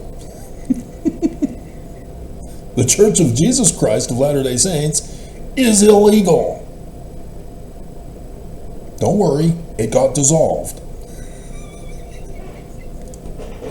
With the Edmunds-Tucker Act, including the Perpetual Immigration Fund. This is not a legal church. It's illegal. It was never reincorporated.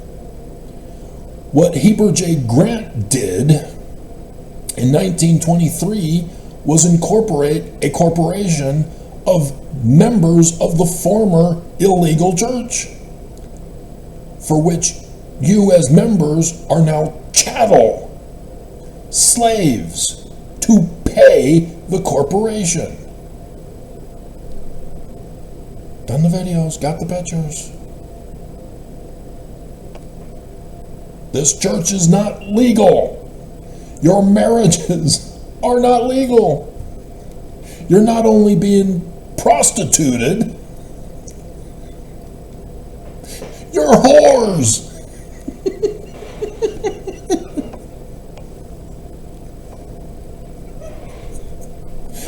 Oh, All of this is a criminal scam. It's the church of the devil for a reason. The inverted pentagram on the keystone of the doors of the Salt Lake Temple was your big clue.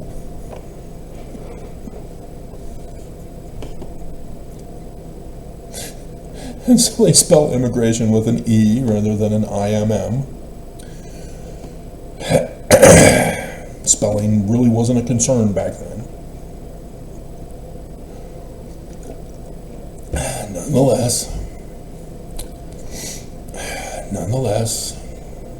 Nonetheless, dear God, just hilarious. So, 1851.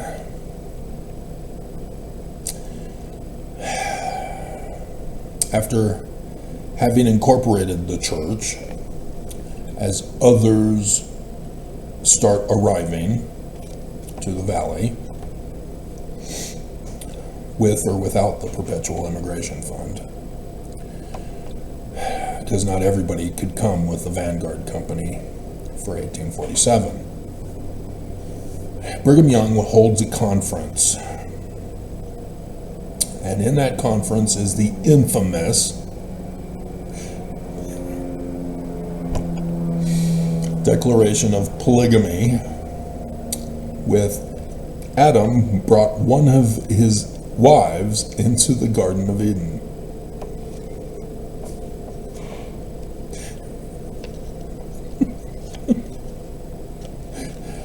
Adam God theory.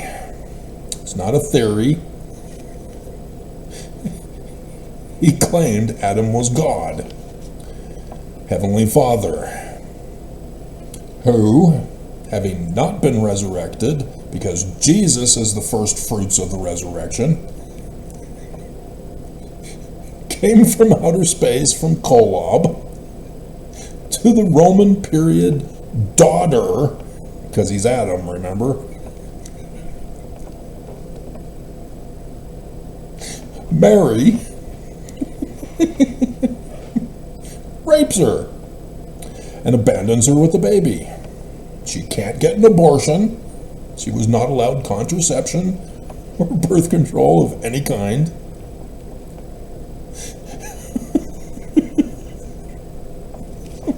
She must have that baby. God's sperm matters.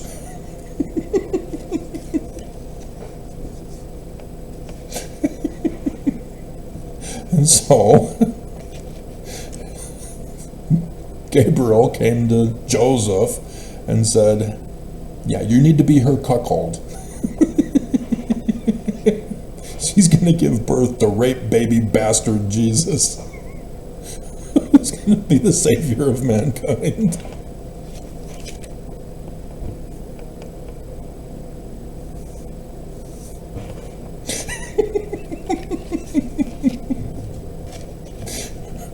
In section 117, forged document exposed by Thomas B. Marsh before it was even written.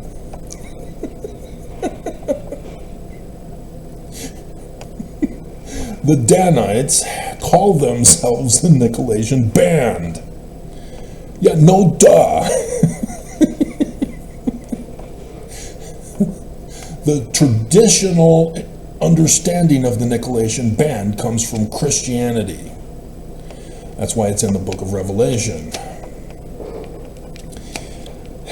And so when they approved it to be put in their Bible, Christians then had to explain who's this Nicolaitan Band? Nobody knew. There are no real documents, and so Christians created myths and tales of who they were and what they did. Yeah, they were sexual deviants to the extreme, swapping wives, raping. And so, yes, the Jesus birth story of Mormons is from this Nicolaitan Band sexual deviancy. This is why they are so obsessed with you not getting involved in porn because they know it will cause you to get violently aggressive and choke women with your raping of them and then go in and shooting cops. As Utah, 1 in 3 women are raped. It is the highest per capita of spouses murdering spouses,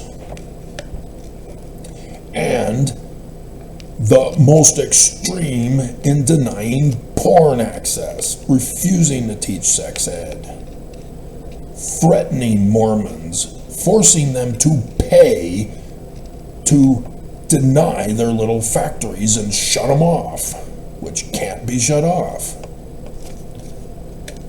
The extremist sexual abuse, the Nicolaitan Band. They themselves called them that. This is their document. Brigham Young, the leader. Adam-on-Diamond, the secret headquarters for the coup plot right now that they ran a test run in 2024. Oh dear God.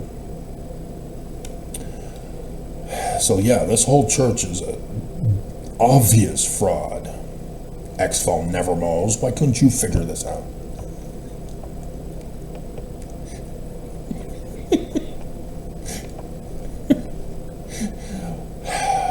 And so then, 1856, the handcart companies start arriving and dying, getting slaughtered, because they have to push the carts.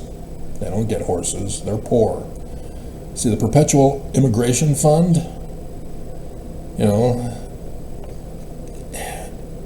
they didn't pay for horses. They paid for carts that had to be made by them, and then they had to push all their stuff in the cart across the valley, across the nation. And so, yes, there were a lot of deaths. I mean, it's just, God. Brigham Young wanted his army to go up against America for. And so then, 1857. We need to go back to the governorship of Young. July 11th, 1857. That is crucial in understanding the Utah War. I did not see it mentioned in the Utah War article. This needs to be factored in. Brigham Young is removed by Millard Fillmore, President of the United States of America. You're out. 1857. James Buchanan may have actually been the guy, because that's the same day. Yeah, it would be James Buchanan, not Millard Fillmore. He put him in 1850. And so I don't have, it says July 11th, 1857, James Buchanan put in Alfred Cumming as governor. Brigham Young is out on July 11th, 1857. So it would be James Buchanan, President of the United States of America, who says, you're out. You're out. So now that Brigham Young is no longer governor of the state of Deseret, territory of Utah,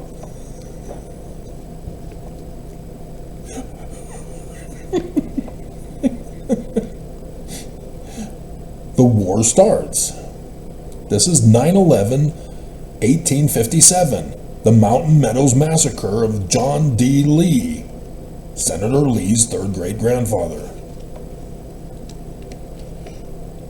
for which the church vies, and for which Netflix did the awesome season, but leaving out John D. Lee. They created characters because it wasn't about the Mormons. It was about the two women. Did my review for you. We're bringing back the clip. Had to transfer a whole bunch of files. So yes, again, September 11th, 9/11. Just as the Book of Mormon founded on 9/11/1826, warning of the danger of Brigham Young, and then Brigham Young on 9/11. And so yes, Brigham Young had to do with it. Obviously, he's pissed. He's got dethroned, and now he's removed as governor. He's pissed. I want my kingdom. Where's my crown, King Nothing? And thus the war begins. And the church tries to claim that, oh, big, bad, mean old United States, not letting us practice child bride polygamy according to our religious freedom. And slave traffic and sex traffic. Adults and children. This is why the FLDS Church has child sex trafficking and slave trafficking. Hello? It's the same church. They're just a branch off. Because Wilford Woodruff didn't go to war.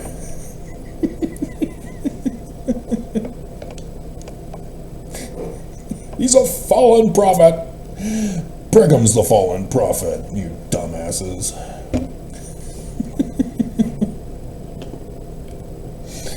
Alrighty. So, oh dear God. What a messer splits.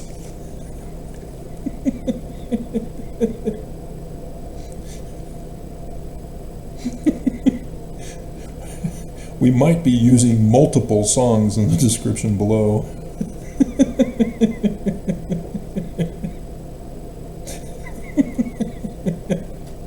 We'll see. We'll see.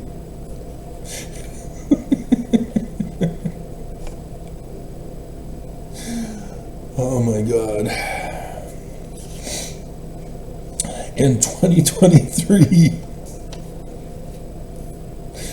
wondering what the hell happened in 2021. Why is there no Exodus to Zion? What's going on? I found the documents that the church is involved in a secret combination to overthrow the United States of America since 1981 when Reagan took over. I would then do the conference videos that October. And then the fateful discovery of the way to perfection. Thomas B. Marsh's confirmation that the Danites are going to take over the United States and frame and blame Jesus now. Way to perfection, Joseph Smith, Fielding Smith Sr. on Adam on Diamond. And okay, that's the news. And so I get into this apartment in February 2023. God, so much abuse. Those two girls got fired for helping me. And then my brother attacked. They're gonna fire me if I don't lie about my brother and destroy him. The stupid lawyer can't figure it out. And I have to say, wait a minute. My brother told you the church threatened him that he was going to lose his job if he didn't silence me and shut me down.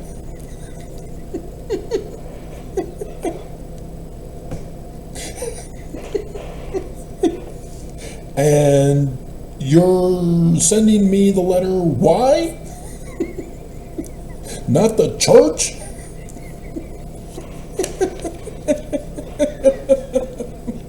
The church is threatening me. Get Travis! Dear God.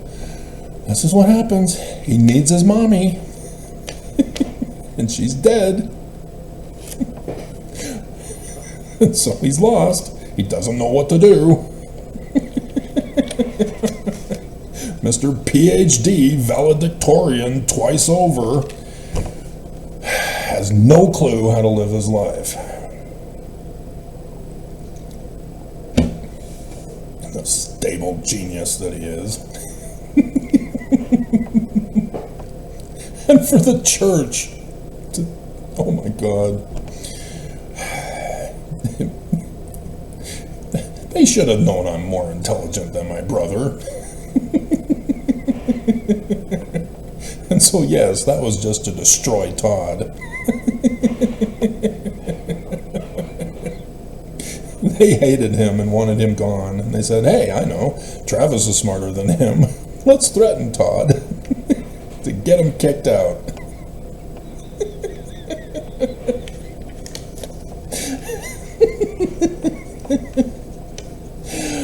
Oh my hell. And so in 2023, in this apartment, still wondering what the hell happened, what's going on, I get inspired. Let's do a countdown to 9/11.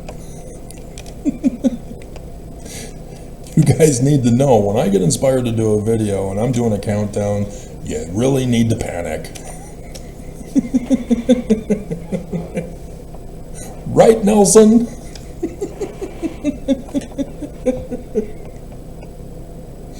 And so I had to search for it. And finally found it. Dear God.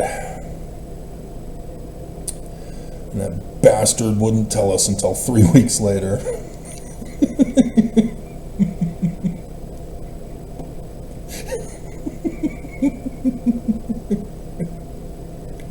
September 28th, 2023, Church News from the Prophet. Salt Lake City. A general conference message from the Prophet. And an update on Elder Holland, who contracted pornography.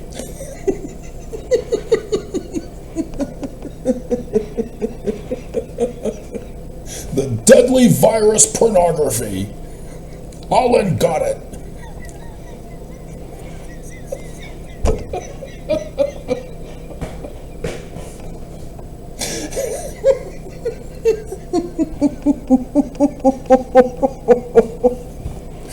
They changed the Church News website on that. Because I now have both.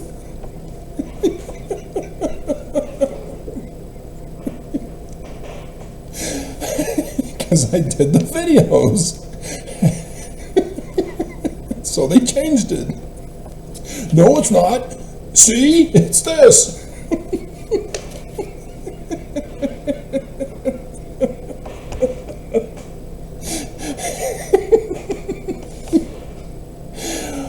Oh my God. And so they know. They follow me. They stalk me. The Strengthening Church Members Committee are ordered to follow all my videos. Listen to the whole thing from beginning to end. Nah. And then return and report to the Prophet.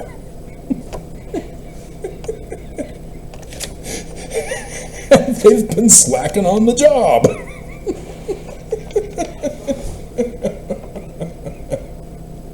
If you want something done right, Nelson, you gotta do it yourself.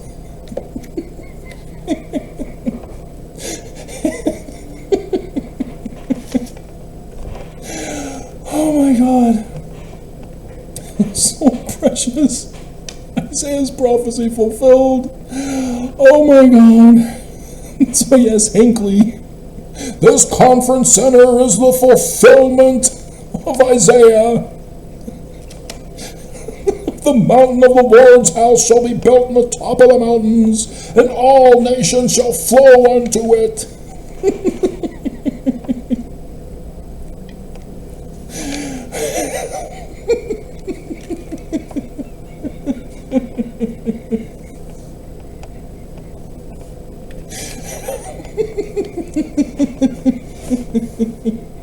You can't force prophecy.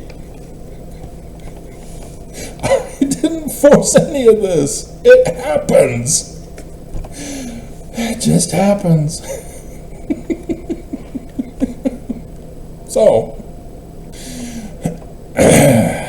as we prepare for this weekend's General Conference of the Church of Jesus Christ of Latter-day Saints, illegal, no authority, President Russell M. Nelson, you'll never say Marion, that's why I always say Marion, who recently celebrated his 99th birthday. Okay? Pay attention. When's his birthday? 99th birthday on 9/9. I was noticing a lot of 99 patterns. 99 luft balloons.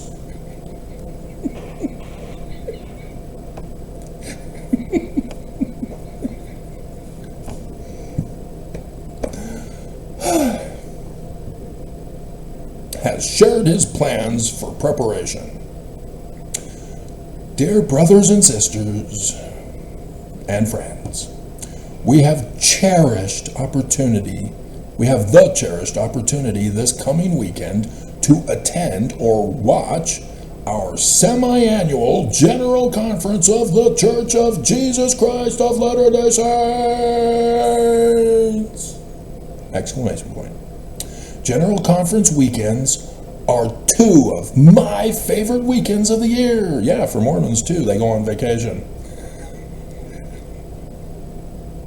I love meeting in Conference Center in Salt Lake City with all who gather there. It's gonna be turned into a concentration camp.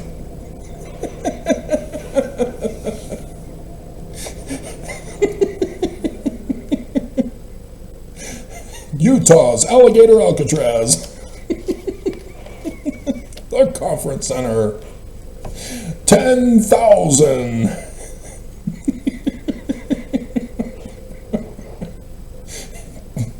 Incarcerated.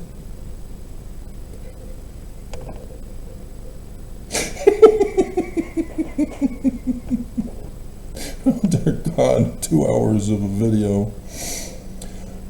Plus however long the introduction part will be that most people won't even be able to endure through, let alone my part of it.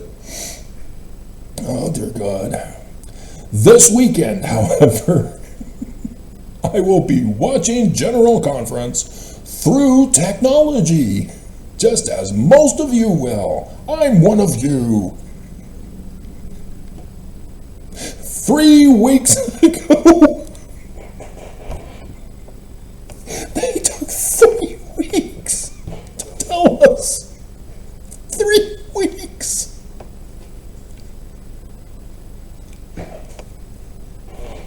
3 weeks. I was doing the countdown. 9/11 came and went. Oh, okay, nothing. 3 weeks. They kept this a secret.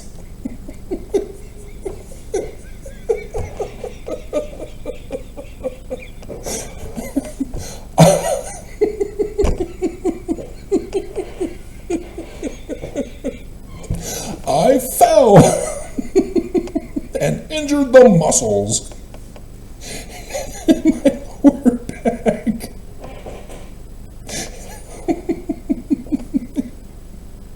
And so, was it 9/11? Yep. The photo of my counselors and me was taken at the celebration of my 99th birthday 2 days later, I fell. Can you do the math?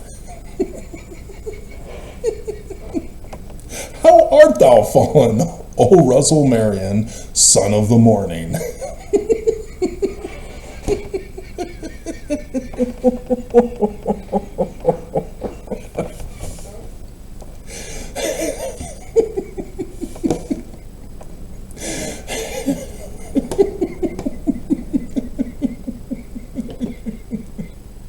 We're not done. Because 2024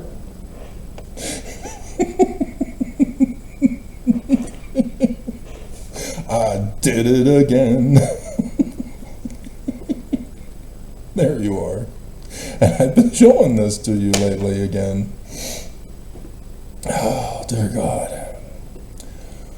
Whew, so 2024, I'm now going over the months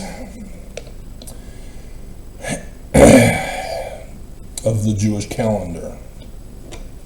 It's informal in the beginning, and then November, September, as we get near the end of the month, or the end of the year, I start being more specific, and I do pictures of the calendar month for you and all that, and it pretty much gives up once we get into the new year, 2025. I think I had a picture of January's Hebrew Jewish month equivalent, but I think in February, I stopped it. But regardless, so all of you should know all about 9th Ave,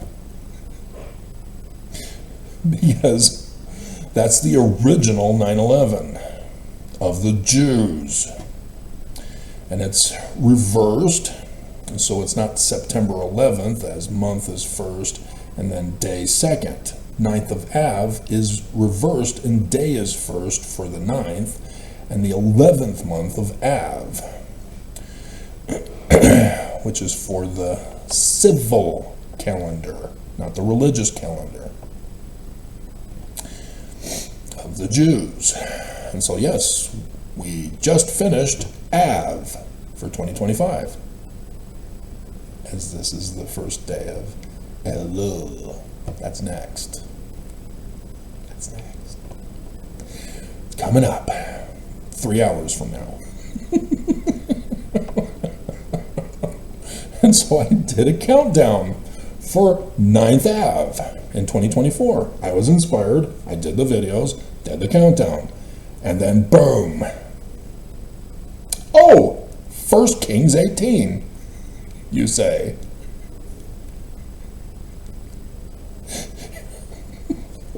Water is dumped all over Utah.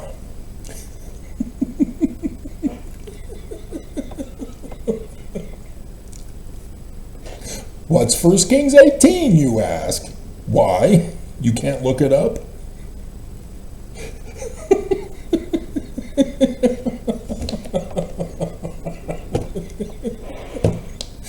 It's Elijah versus the priests of Baal. Where's Jesus? You can't see him. Step aside, it's Emmanuel's turn. And so, sure enough, water falls as Elijah is now doing his thing. Still didn't know about Sister Jessica. Still didn't know. This was to help you guys know who I am and to listen. Where are you?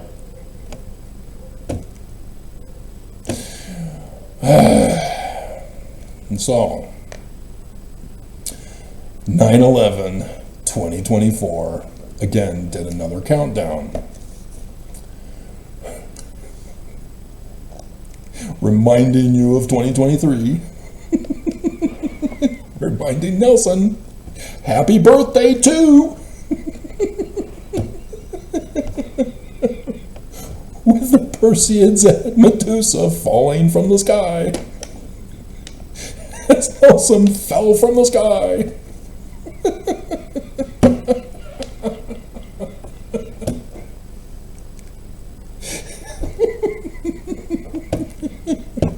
He just doesn't get it. Hand it over before it's too late. It doesn't belong to Trump either. Dear God. So, yep, the baptism by fire. Struck by lightning. Am I good or what? Part of the waters in 2021 from the prophecies that I gave in 2020. And here I go again. Mormons have no clue what a real prophet is, because they won't believe me.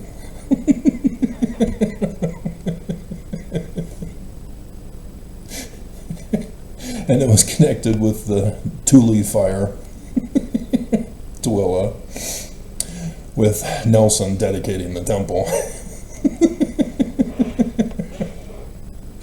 And I saw the former police chief, before he was fired, finally cleared out the homeless, because Nelson had to take North Temple to get there. Can't have Nelson see the poor and homeless on the streets.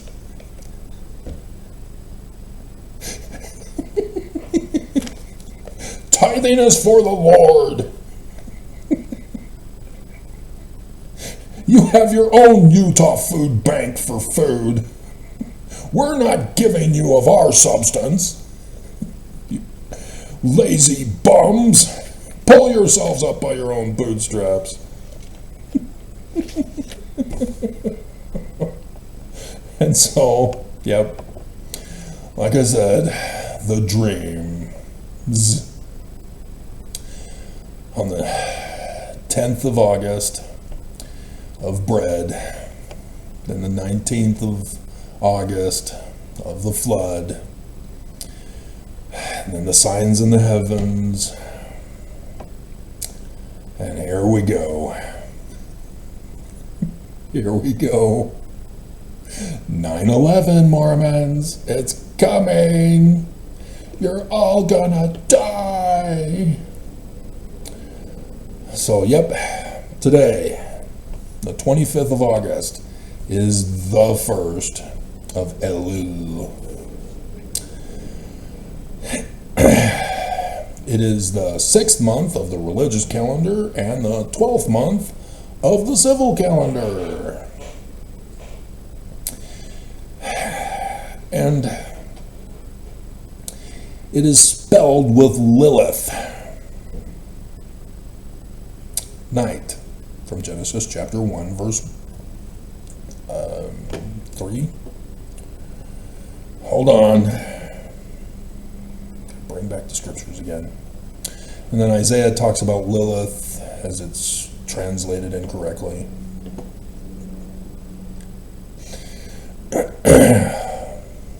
Which I probably should have, but I did the video on that about Lilith, because that's why I do the all the time. It's because of the babysitter tried to murder me. 5, verse 5. And the Lord called the light day, and the darkness he called night. Day was what my biblical Hebrew instructor, Walter Emanuel Aufrecht, taught under the tutelage of Harvard's Thomas O. Lambden. He showed us some pattern matchings from Paleo-Hebrew words, not biblical Aramaic words. Paleo-Hebrew script, showing how there's some similar patterns. And so day, yam, you have waters, also here in verse 2. Yeah, day is contained within the word waters in Paleo-Hebrew. And so day also is sea, depending on the multi-personality disorder of the various biblical Hebrew Jews. Can't do that! One definition, anyway. Elohim is supposed to be plural for that reason. Multi-personality disorder caused Elohim to be the plural majesty as singular. Dumbasses. It's Christians who did it in the Septuagint and Latin Vulgate. Don't do what they did. They lied to you. Go back to the original. Stick with one translation pattern for linguistic analysis. Run the test. Nobody did. I had to do it. So yeah, day is contained within the word for waters. Mayim. And in heaven even. And so yeah, I was going, oh wow, Joseph Smith is going to be found right. I know it. My spiritual witness feelings are tingling. But instead of just going, yeah, Joseph Smith is true, I did the work. I did the research. I deciphered Paleo-Hebrew and then went back into the text and went, oh, yeah, okay. No multi-personality disorder. Amazing. Yah is the head god. Duh. And gets his new name in chapter 2, verse 4. Yahweh. Duh. How did everybody miss this? So, yeah. Day, sea, is contained within waters, and they are both contained within the word for heaven. Shamayim. Bum bum bum bum bum bum bum bum bum bum bum. But night, Lila. Lilith. Hello. But it has the prefix determinative of a, which in Egyptian, the hieroglyph, is the Wajidai of the Christ of the Egyptians, Horus.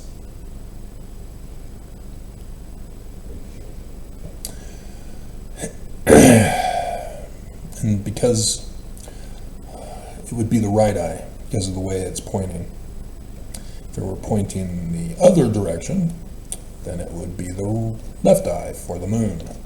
So it's for the sun. But both eyes together are the word for seer, P-T-R.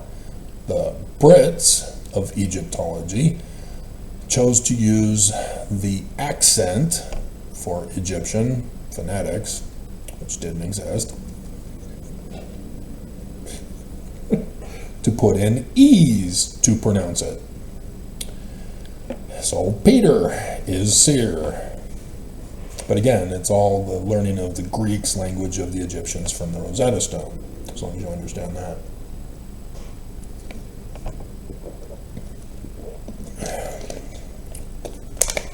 But, yeah, Greek, Paleo-Greek, came from Paleo-Hebrew, same script. The Greeks just went and first added extra characters in their letters to different Egyptian hieroglyphs than the original. So, for example, Omega in Paleo-Greek is the universal symbol of the sun for Amun-Ra, which technically is just Amun, the sun god of noonday, which is what the Chinese use also for their symbol of the sun, but it's squared instead of circular with a little slash in the middle. rather than just a dot. But when Koine Greek got developed, they altered that sign of Emmanuel to the sunrise, sunset, sun. So the sunstone of Joseph Smith. Thus on Nauvoo Temple, Brigham Young declares he has conquered Joseph Smith as the inverted pentagram in the center between Joseph Smith as the rising sun, never getting to the sun at noonday, Brigham Young's Illuminati do, and then the Jewish star at the top for the setting sun. The symbolism of the Nauvoo Temple that the church will never tell you. And so as seer, because the word in Paleo-Hebrew for seer is Ra, R-A. The A is the seer eye of the Christ of the Egyptians. And then the R is the ensign standard flag for God. Thus L in Canaanite Hebrew. And so you have R for God with seer eye, God of the eye of Ra, Ra of Horus. Yeah, Ra, seer. And so that's also in Genesis 1 also, is the head, Rosh. It means seer. And it would indicate that the suffix determinative with the S for heavens, the waters of heaven. And so waters of heaven, waters and earth and heaven, separation of the waters from the waters, Resh, Seir. What is sealed on earth is sealed in heaven, Seir. But also,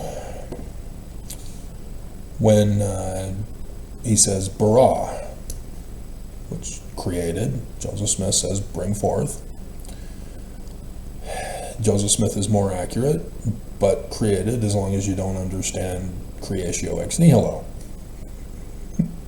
So you have seer, getting inspiration, and then bringing it forth, creating it in the flesh. Create, bara. Bara, having Ra for seer, has the prefix determinative be. In Paleo-Hebrew is human. Human seer. In the verb form, because the T at Beroshit does not belong there. It's the suffix determinative for the verb tense of in the future. T. They had past tense, present tense, and future tense. Again, don't give them a multi-personality distorter. Stick to the one linguistic pattern and wow, wow, wow, wow. Bada book, bada boom. Okay, really simple. And yes, a whole commentary needs to be done on this Zion project. But we're not going to Zion. You don't want to go. And it's too late. You're all doomed. Trump raided the storehouse of food, bread, not the money. But you know they are. You know they're investigating.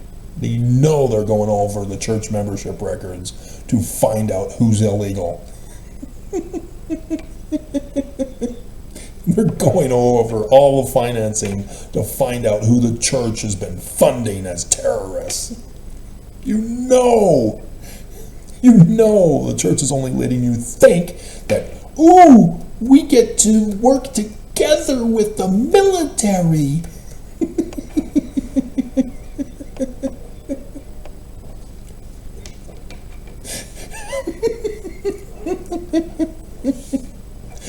They invaded Utah early. They invaded the church. Which may explain why the prophets have gone especially silent, not even posting all this past week.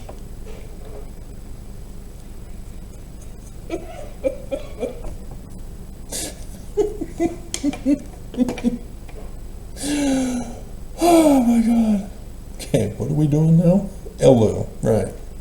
And so yes, this is the vision of darkness.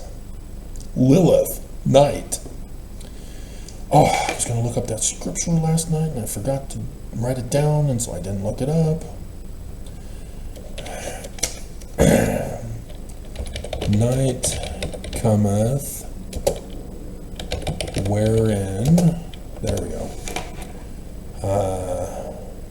No man can work. 3 Nephi 27. Ooh, also Alma 30, both of them. Alma 34, 33.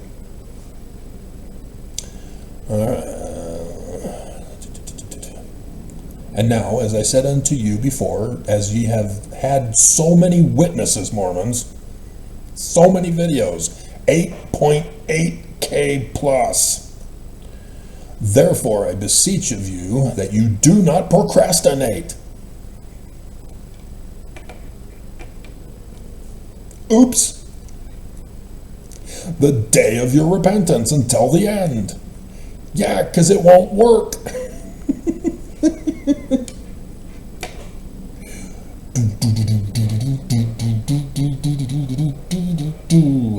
Dance time, dance the night away. For after this day of life, which is given unto us to prepare for Zion, behold, if we do not improve our time while in this life, then cometh Lilith, the night of darkness, wherein there can be no labor performed, because you're dead or locked up.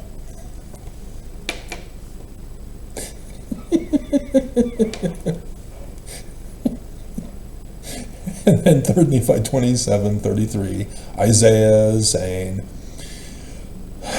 to Nephi, enter ye in at the strait gate, for strait is the gate, and narrow is the way that leads to life, and few Mormons there be that find it. But wide is the gate, and broad the way which leads to death, and many Mormons find that one, and travel therein, until the night cometh, wherein no Mormon can work. Boom! I did it again.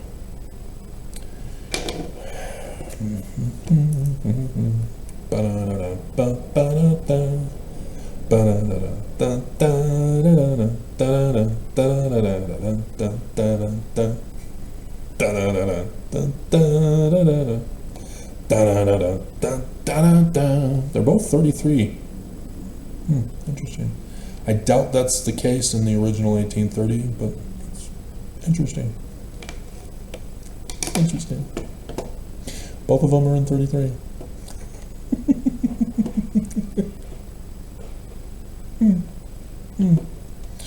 Okay. Elu. Day 1 today.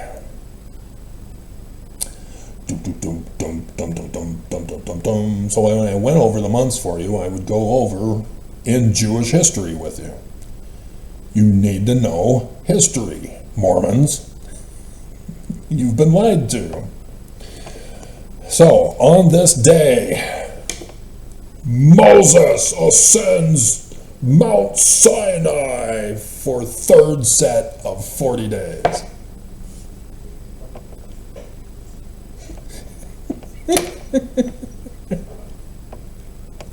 What picture have I been using lately, Mormons? I literally have been to the tops of mountains. That is not a metaphor, even though it is also. The prophet Haggai commands that the rebuilding of the second temple continue. Okay?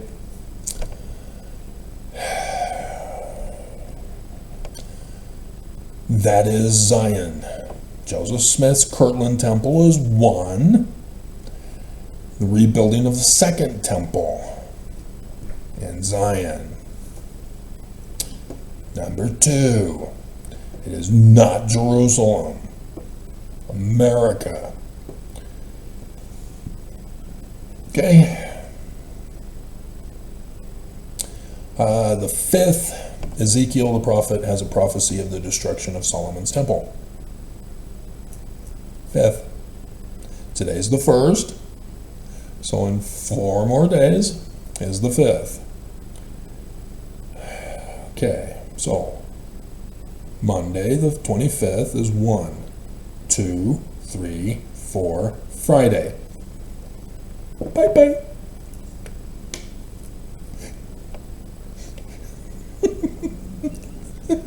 Bye-bye. We'll see.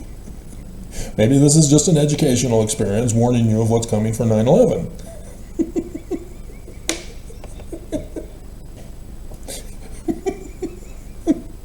Maybe the 5th on Friday is just the warning for you that the temple is next. Today is the storehouse. Friday is the temple. 9/11 is the church.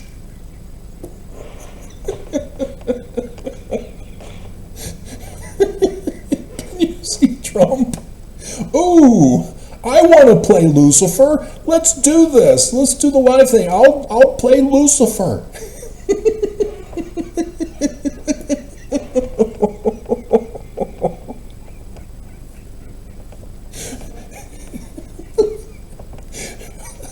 Let's see if I still got it.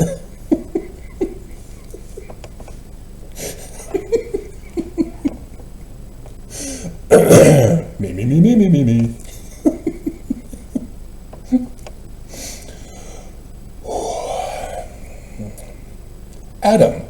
Adam, where art thou? I heard thy voice and hid myself because I was naked. Who told thee that thou wast naked? Hast thou partaken of the fruit of the tree of knowledge of good and evil, of which we commanded thee not to partake? The woman thou gavest me, and commanded that she should remain with me, she gave me of the fruit of the tree, and I did eat. Eve, what is this thou hast done? The serpent beguiled me, and I did eat.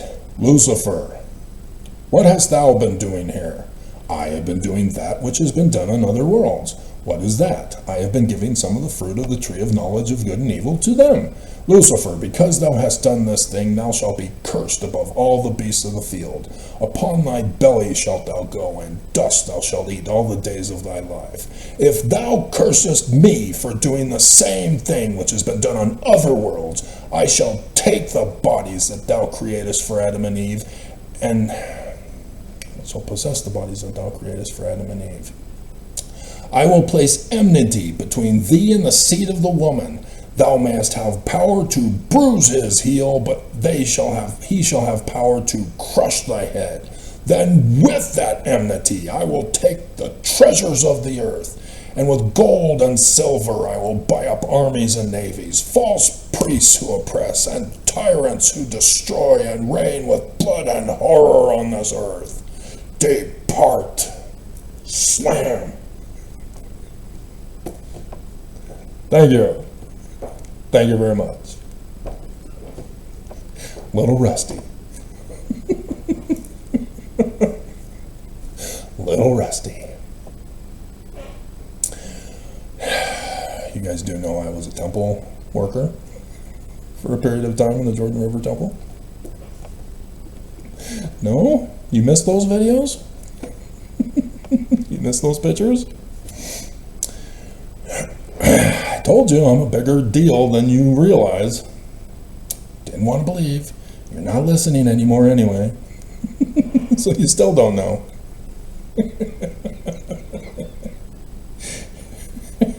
So the 10th, Noah dispatches the raven. Remember? Days of Noah. This has to do with finding Zion. This is the exodus to Zion, before the waters start to part and the dry land is found and they land in Zion. This is the exodus part. This is it. I told you. Didn't believe. And so that's 5 days after Friday. So 1, 2, 3, 4, 5. That's Wednesday next week. The 3rd. If the Jewish calendar created by the Rambam is a direct prophecy. You know, doing the month videos for you previously from last year, it was just educational. So if it's going to be on the day, we'll find out. It's so far my dream on the day.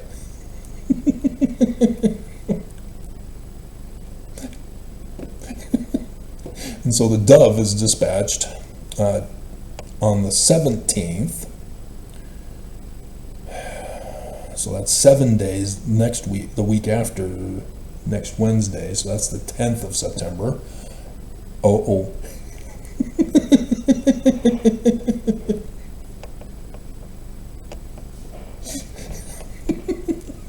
Uh-oh. But another 6 days later, the leaf is brought to Noah by the dove. Again, the flood story. Hello? Hello. As in the days of Noah, so shall it be in the latter days. Here we go. They knew 2020 would be a test run.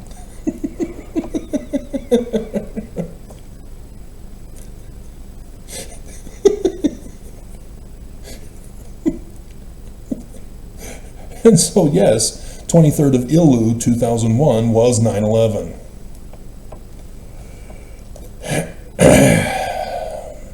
But only in the evening in the Jewish calendar, as the next day would be 9/11 this year.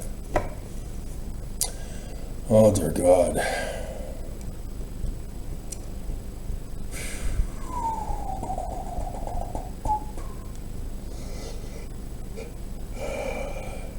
And then 2 days after that is the first day of the world, according to the Rambam. 3761 BCE. And they use BCE, good for you guys. They don't use before Christ.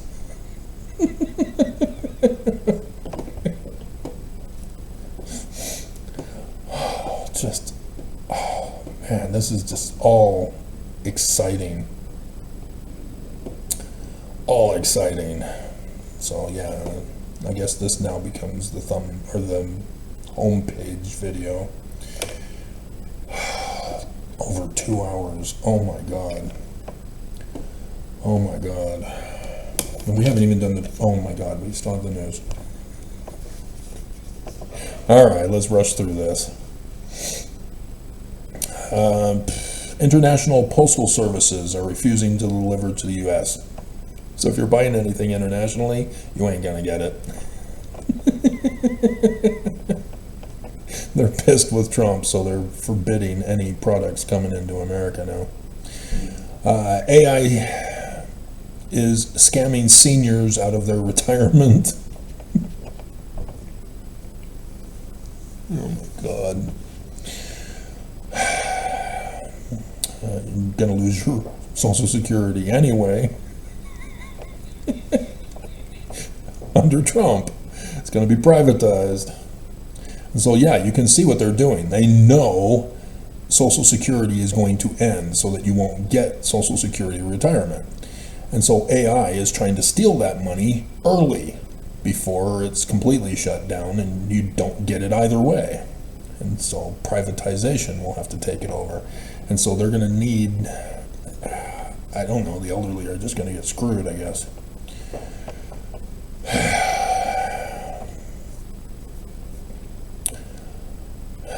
Dance the night away. Okay, so Trump is sending, oh yeah, the National Guard is going armed now.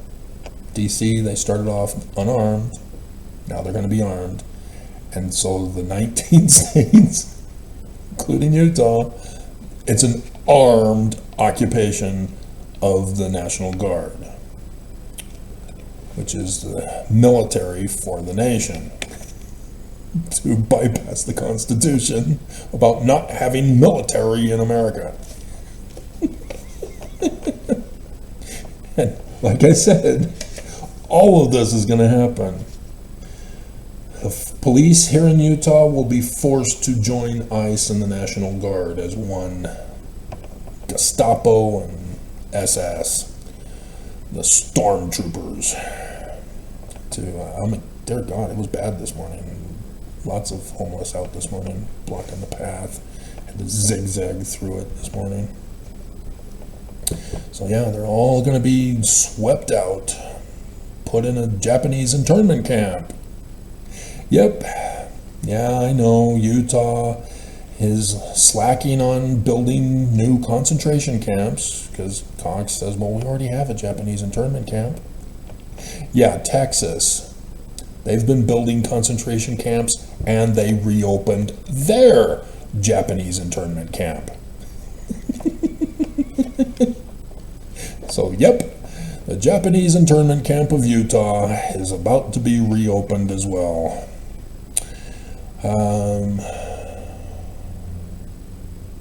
Yeah, Russia bombed a U.S. building. Oops. So we could be at war with Russia anytime soon now, not just Venezuela.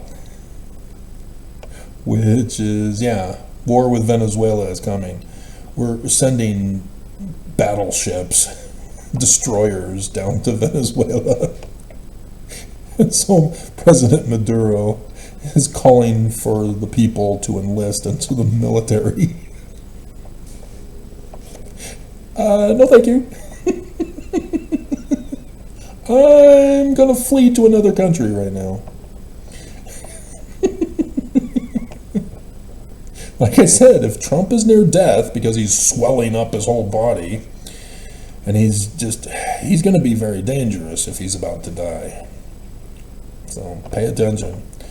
PragerU, the Nazi misinformation propaganda for kids, is going to replace PBS and Sesame Street.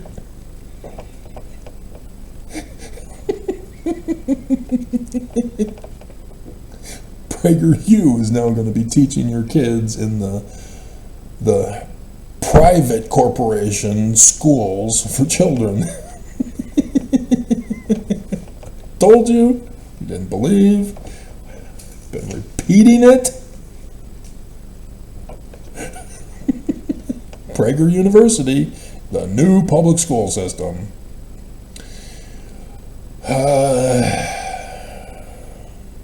Yeah, I noticed on YouTube, SNL did a skit earlier this year, mocking YouTube, just humiliating them for their daring to interrupt video content with commercial ads.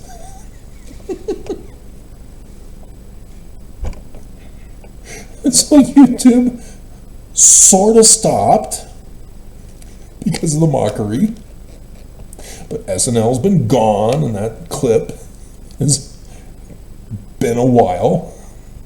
They assume now that everybody's forgotten. Because I noticed in other channels, they started resuming the commercials in the middle again. And then yesterday, the news got bombed by YouTube. Ad bombed. News that never has commercials. The news. Oh, ad bombed. We need to resurrect the SNL skit.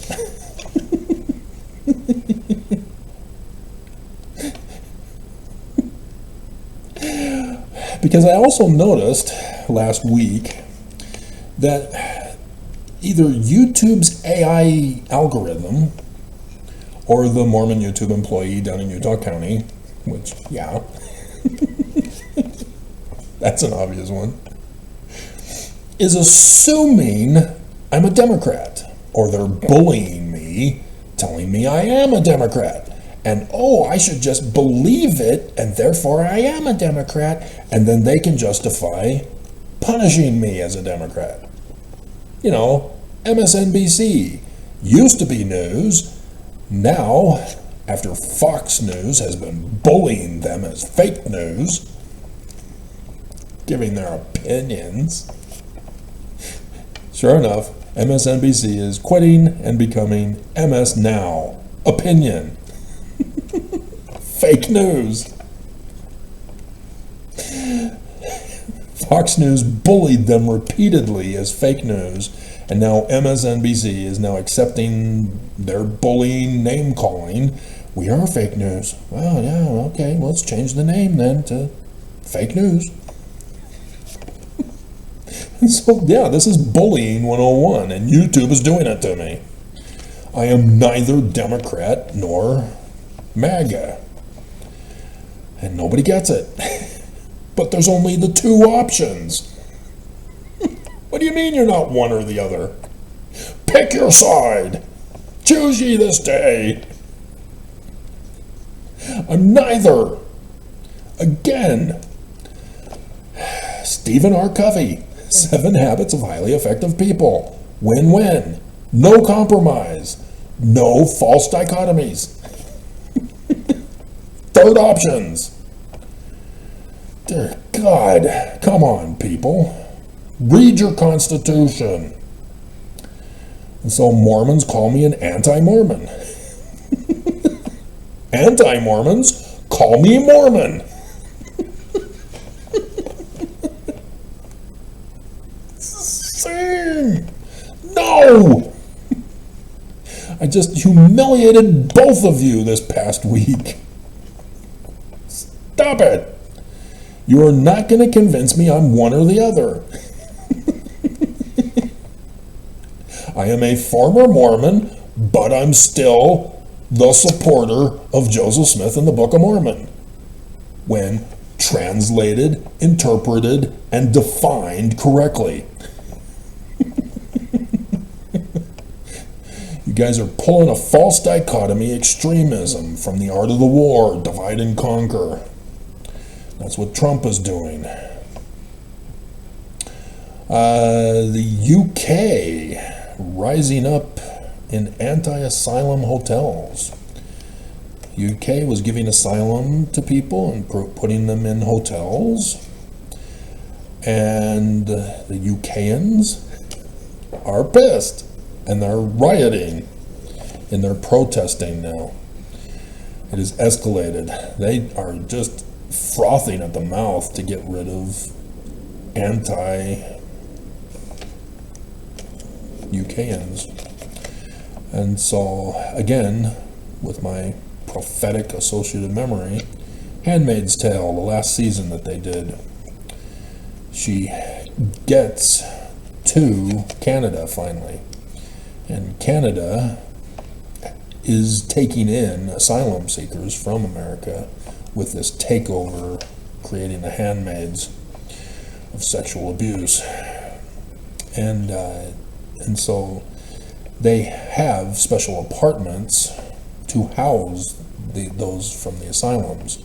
And Canadians finally have it. They're fed up. And so they got so violent against those who sought asylum from the U.S. that Canada was forced to then ship them on trains to go to the West, away from the populace of Canada, who just would not tolerate them anymore. And now they are abused, but misinformation, there you go.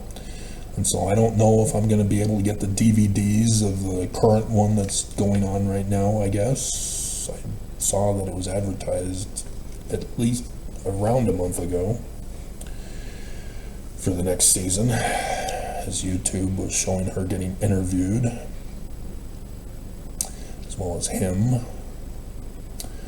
But yeah, I tried watching that originally several years ago, and I when she was getting raped with Onward Christian Soldiers in the background, oh no, we are not going here. I still bought the other DVDs as the seasons came out, but there's no way in hell I'm watching them. Finally, I think it was last year,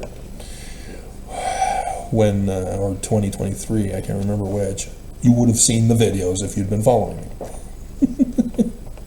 I finally got around to watching, and God, this is a 3-hour video now, and pushed my way through it, and yeah, it definitely is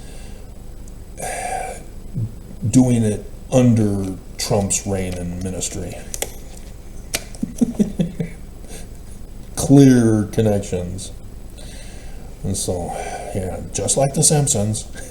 Just like The Simpsons.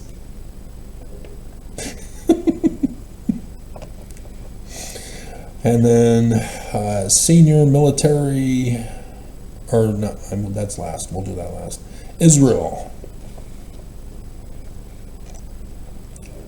I still remember the news way back when, as a child, when Netanyahu, as a young military commander, did the blitzkrieg with his tanks into Syria. Oh, he made his name for himself that day. Oh, that was all over the news. And we only had 3 channels back then, plus PBS.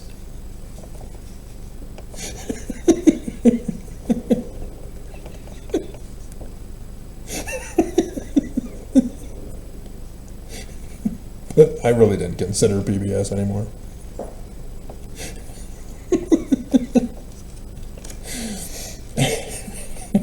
And so, yes, now, all these decades later, he's back and doing the blitzkrieg in Gaza now.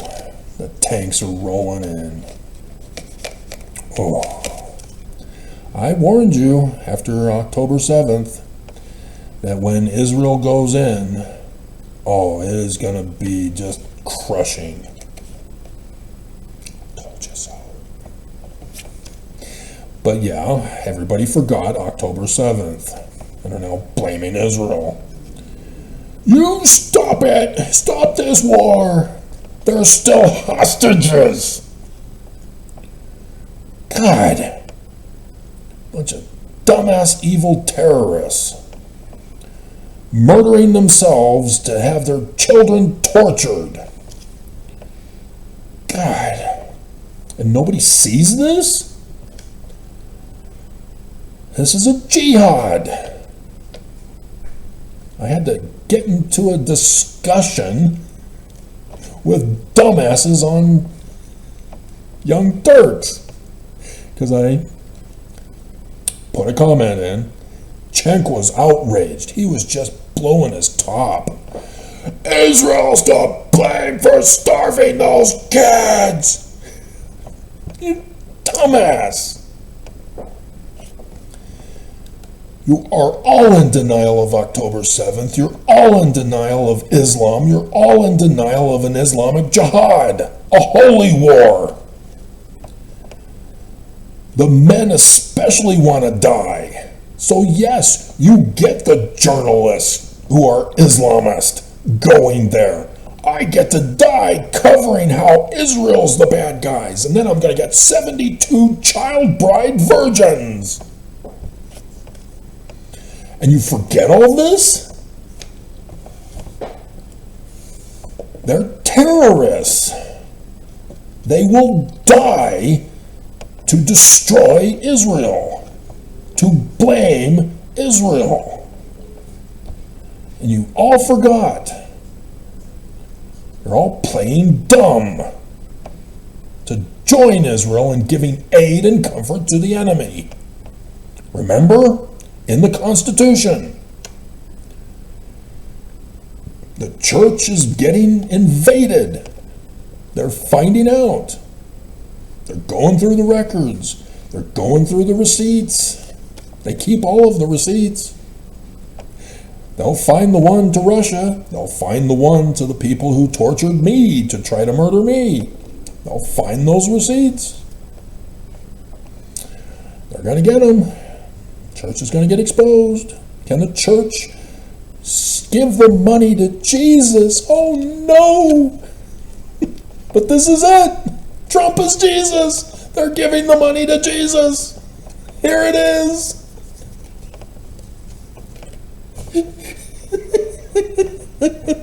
And it's 3 hours into the video. Oh my God.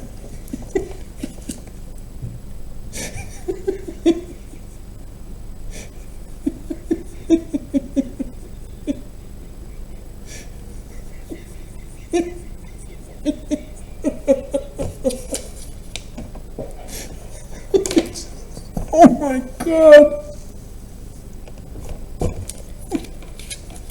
I warned you, you didn't listen.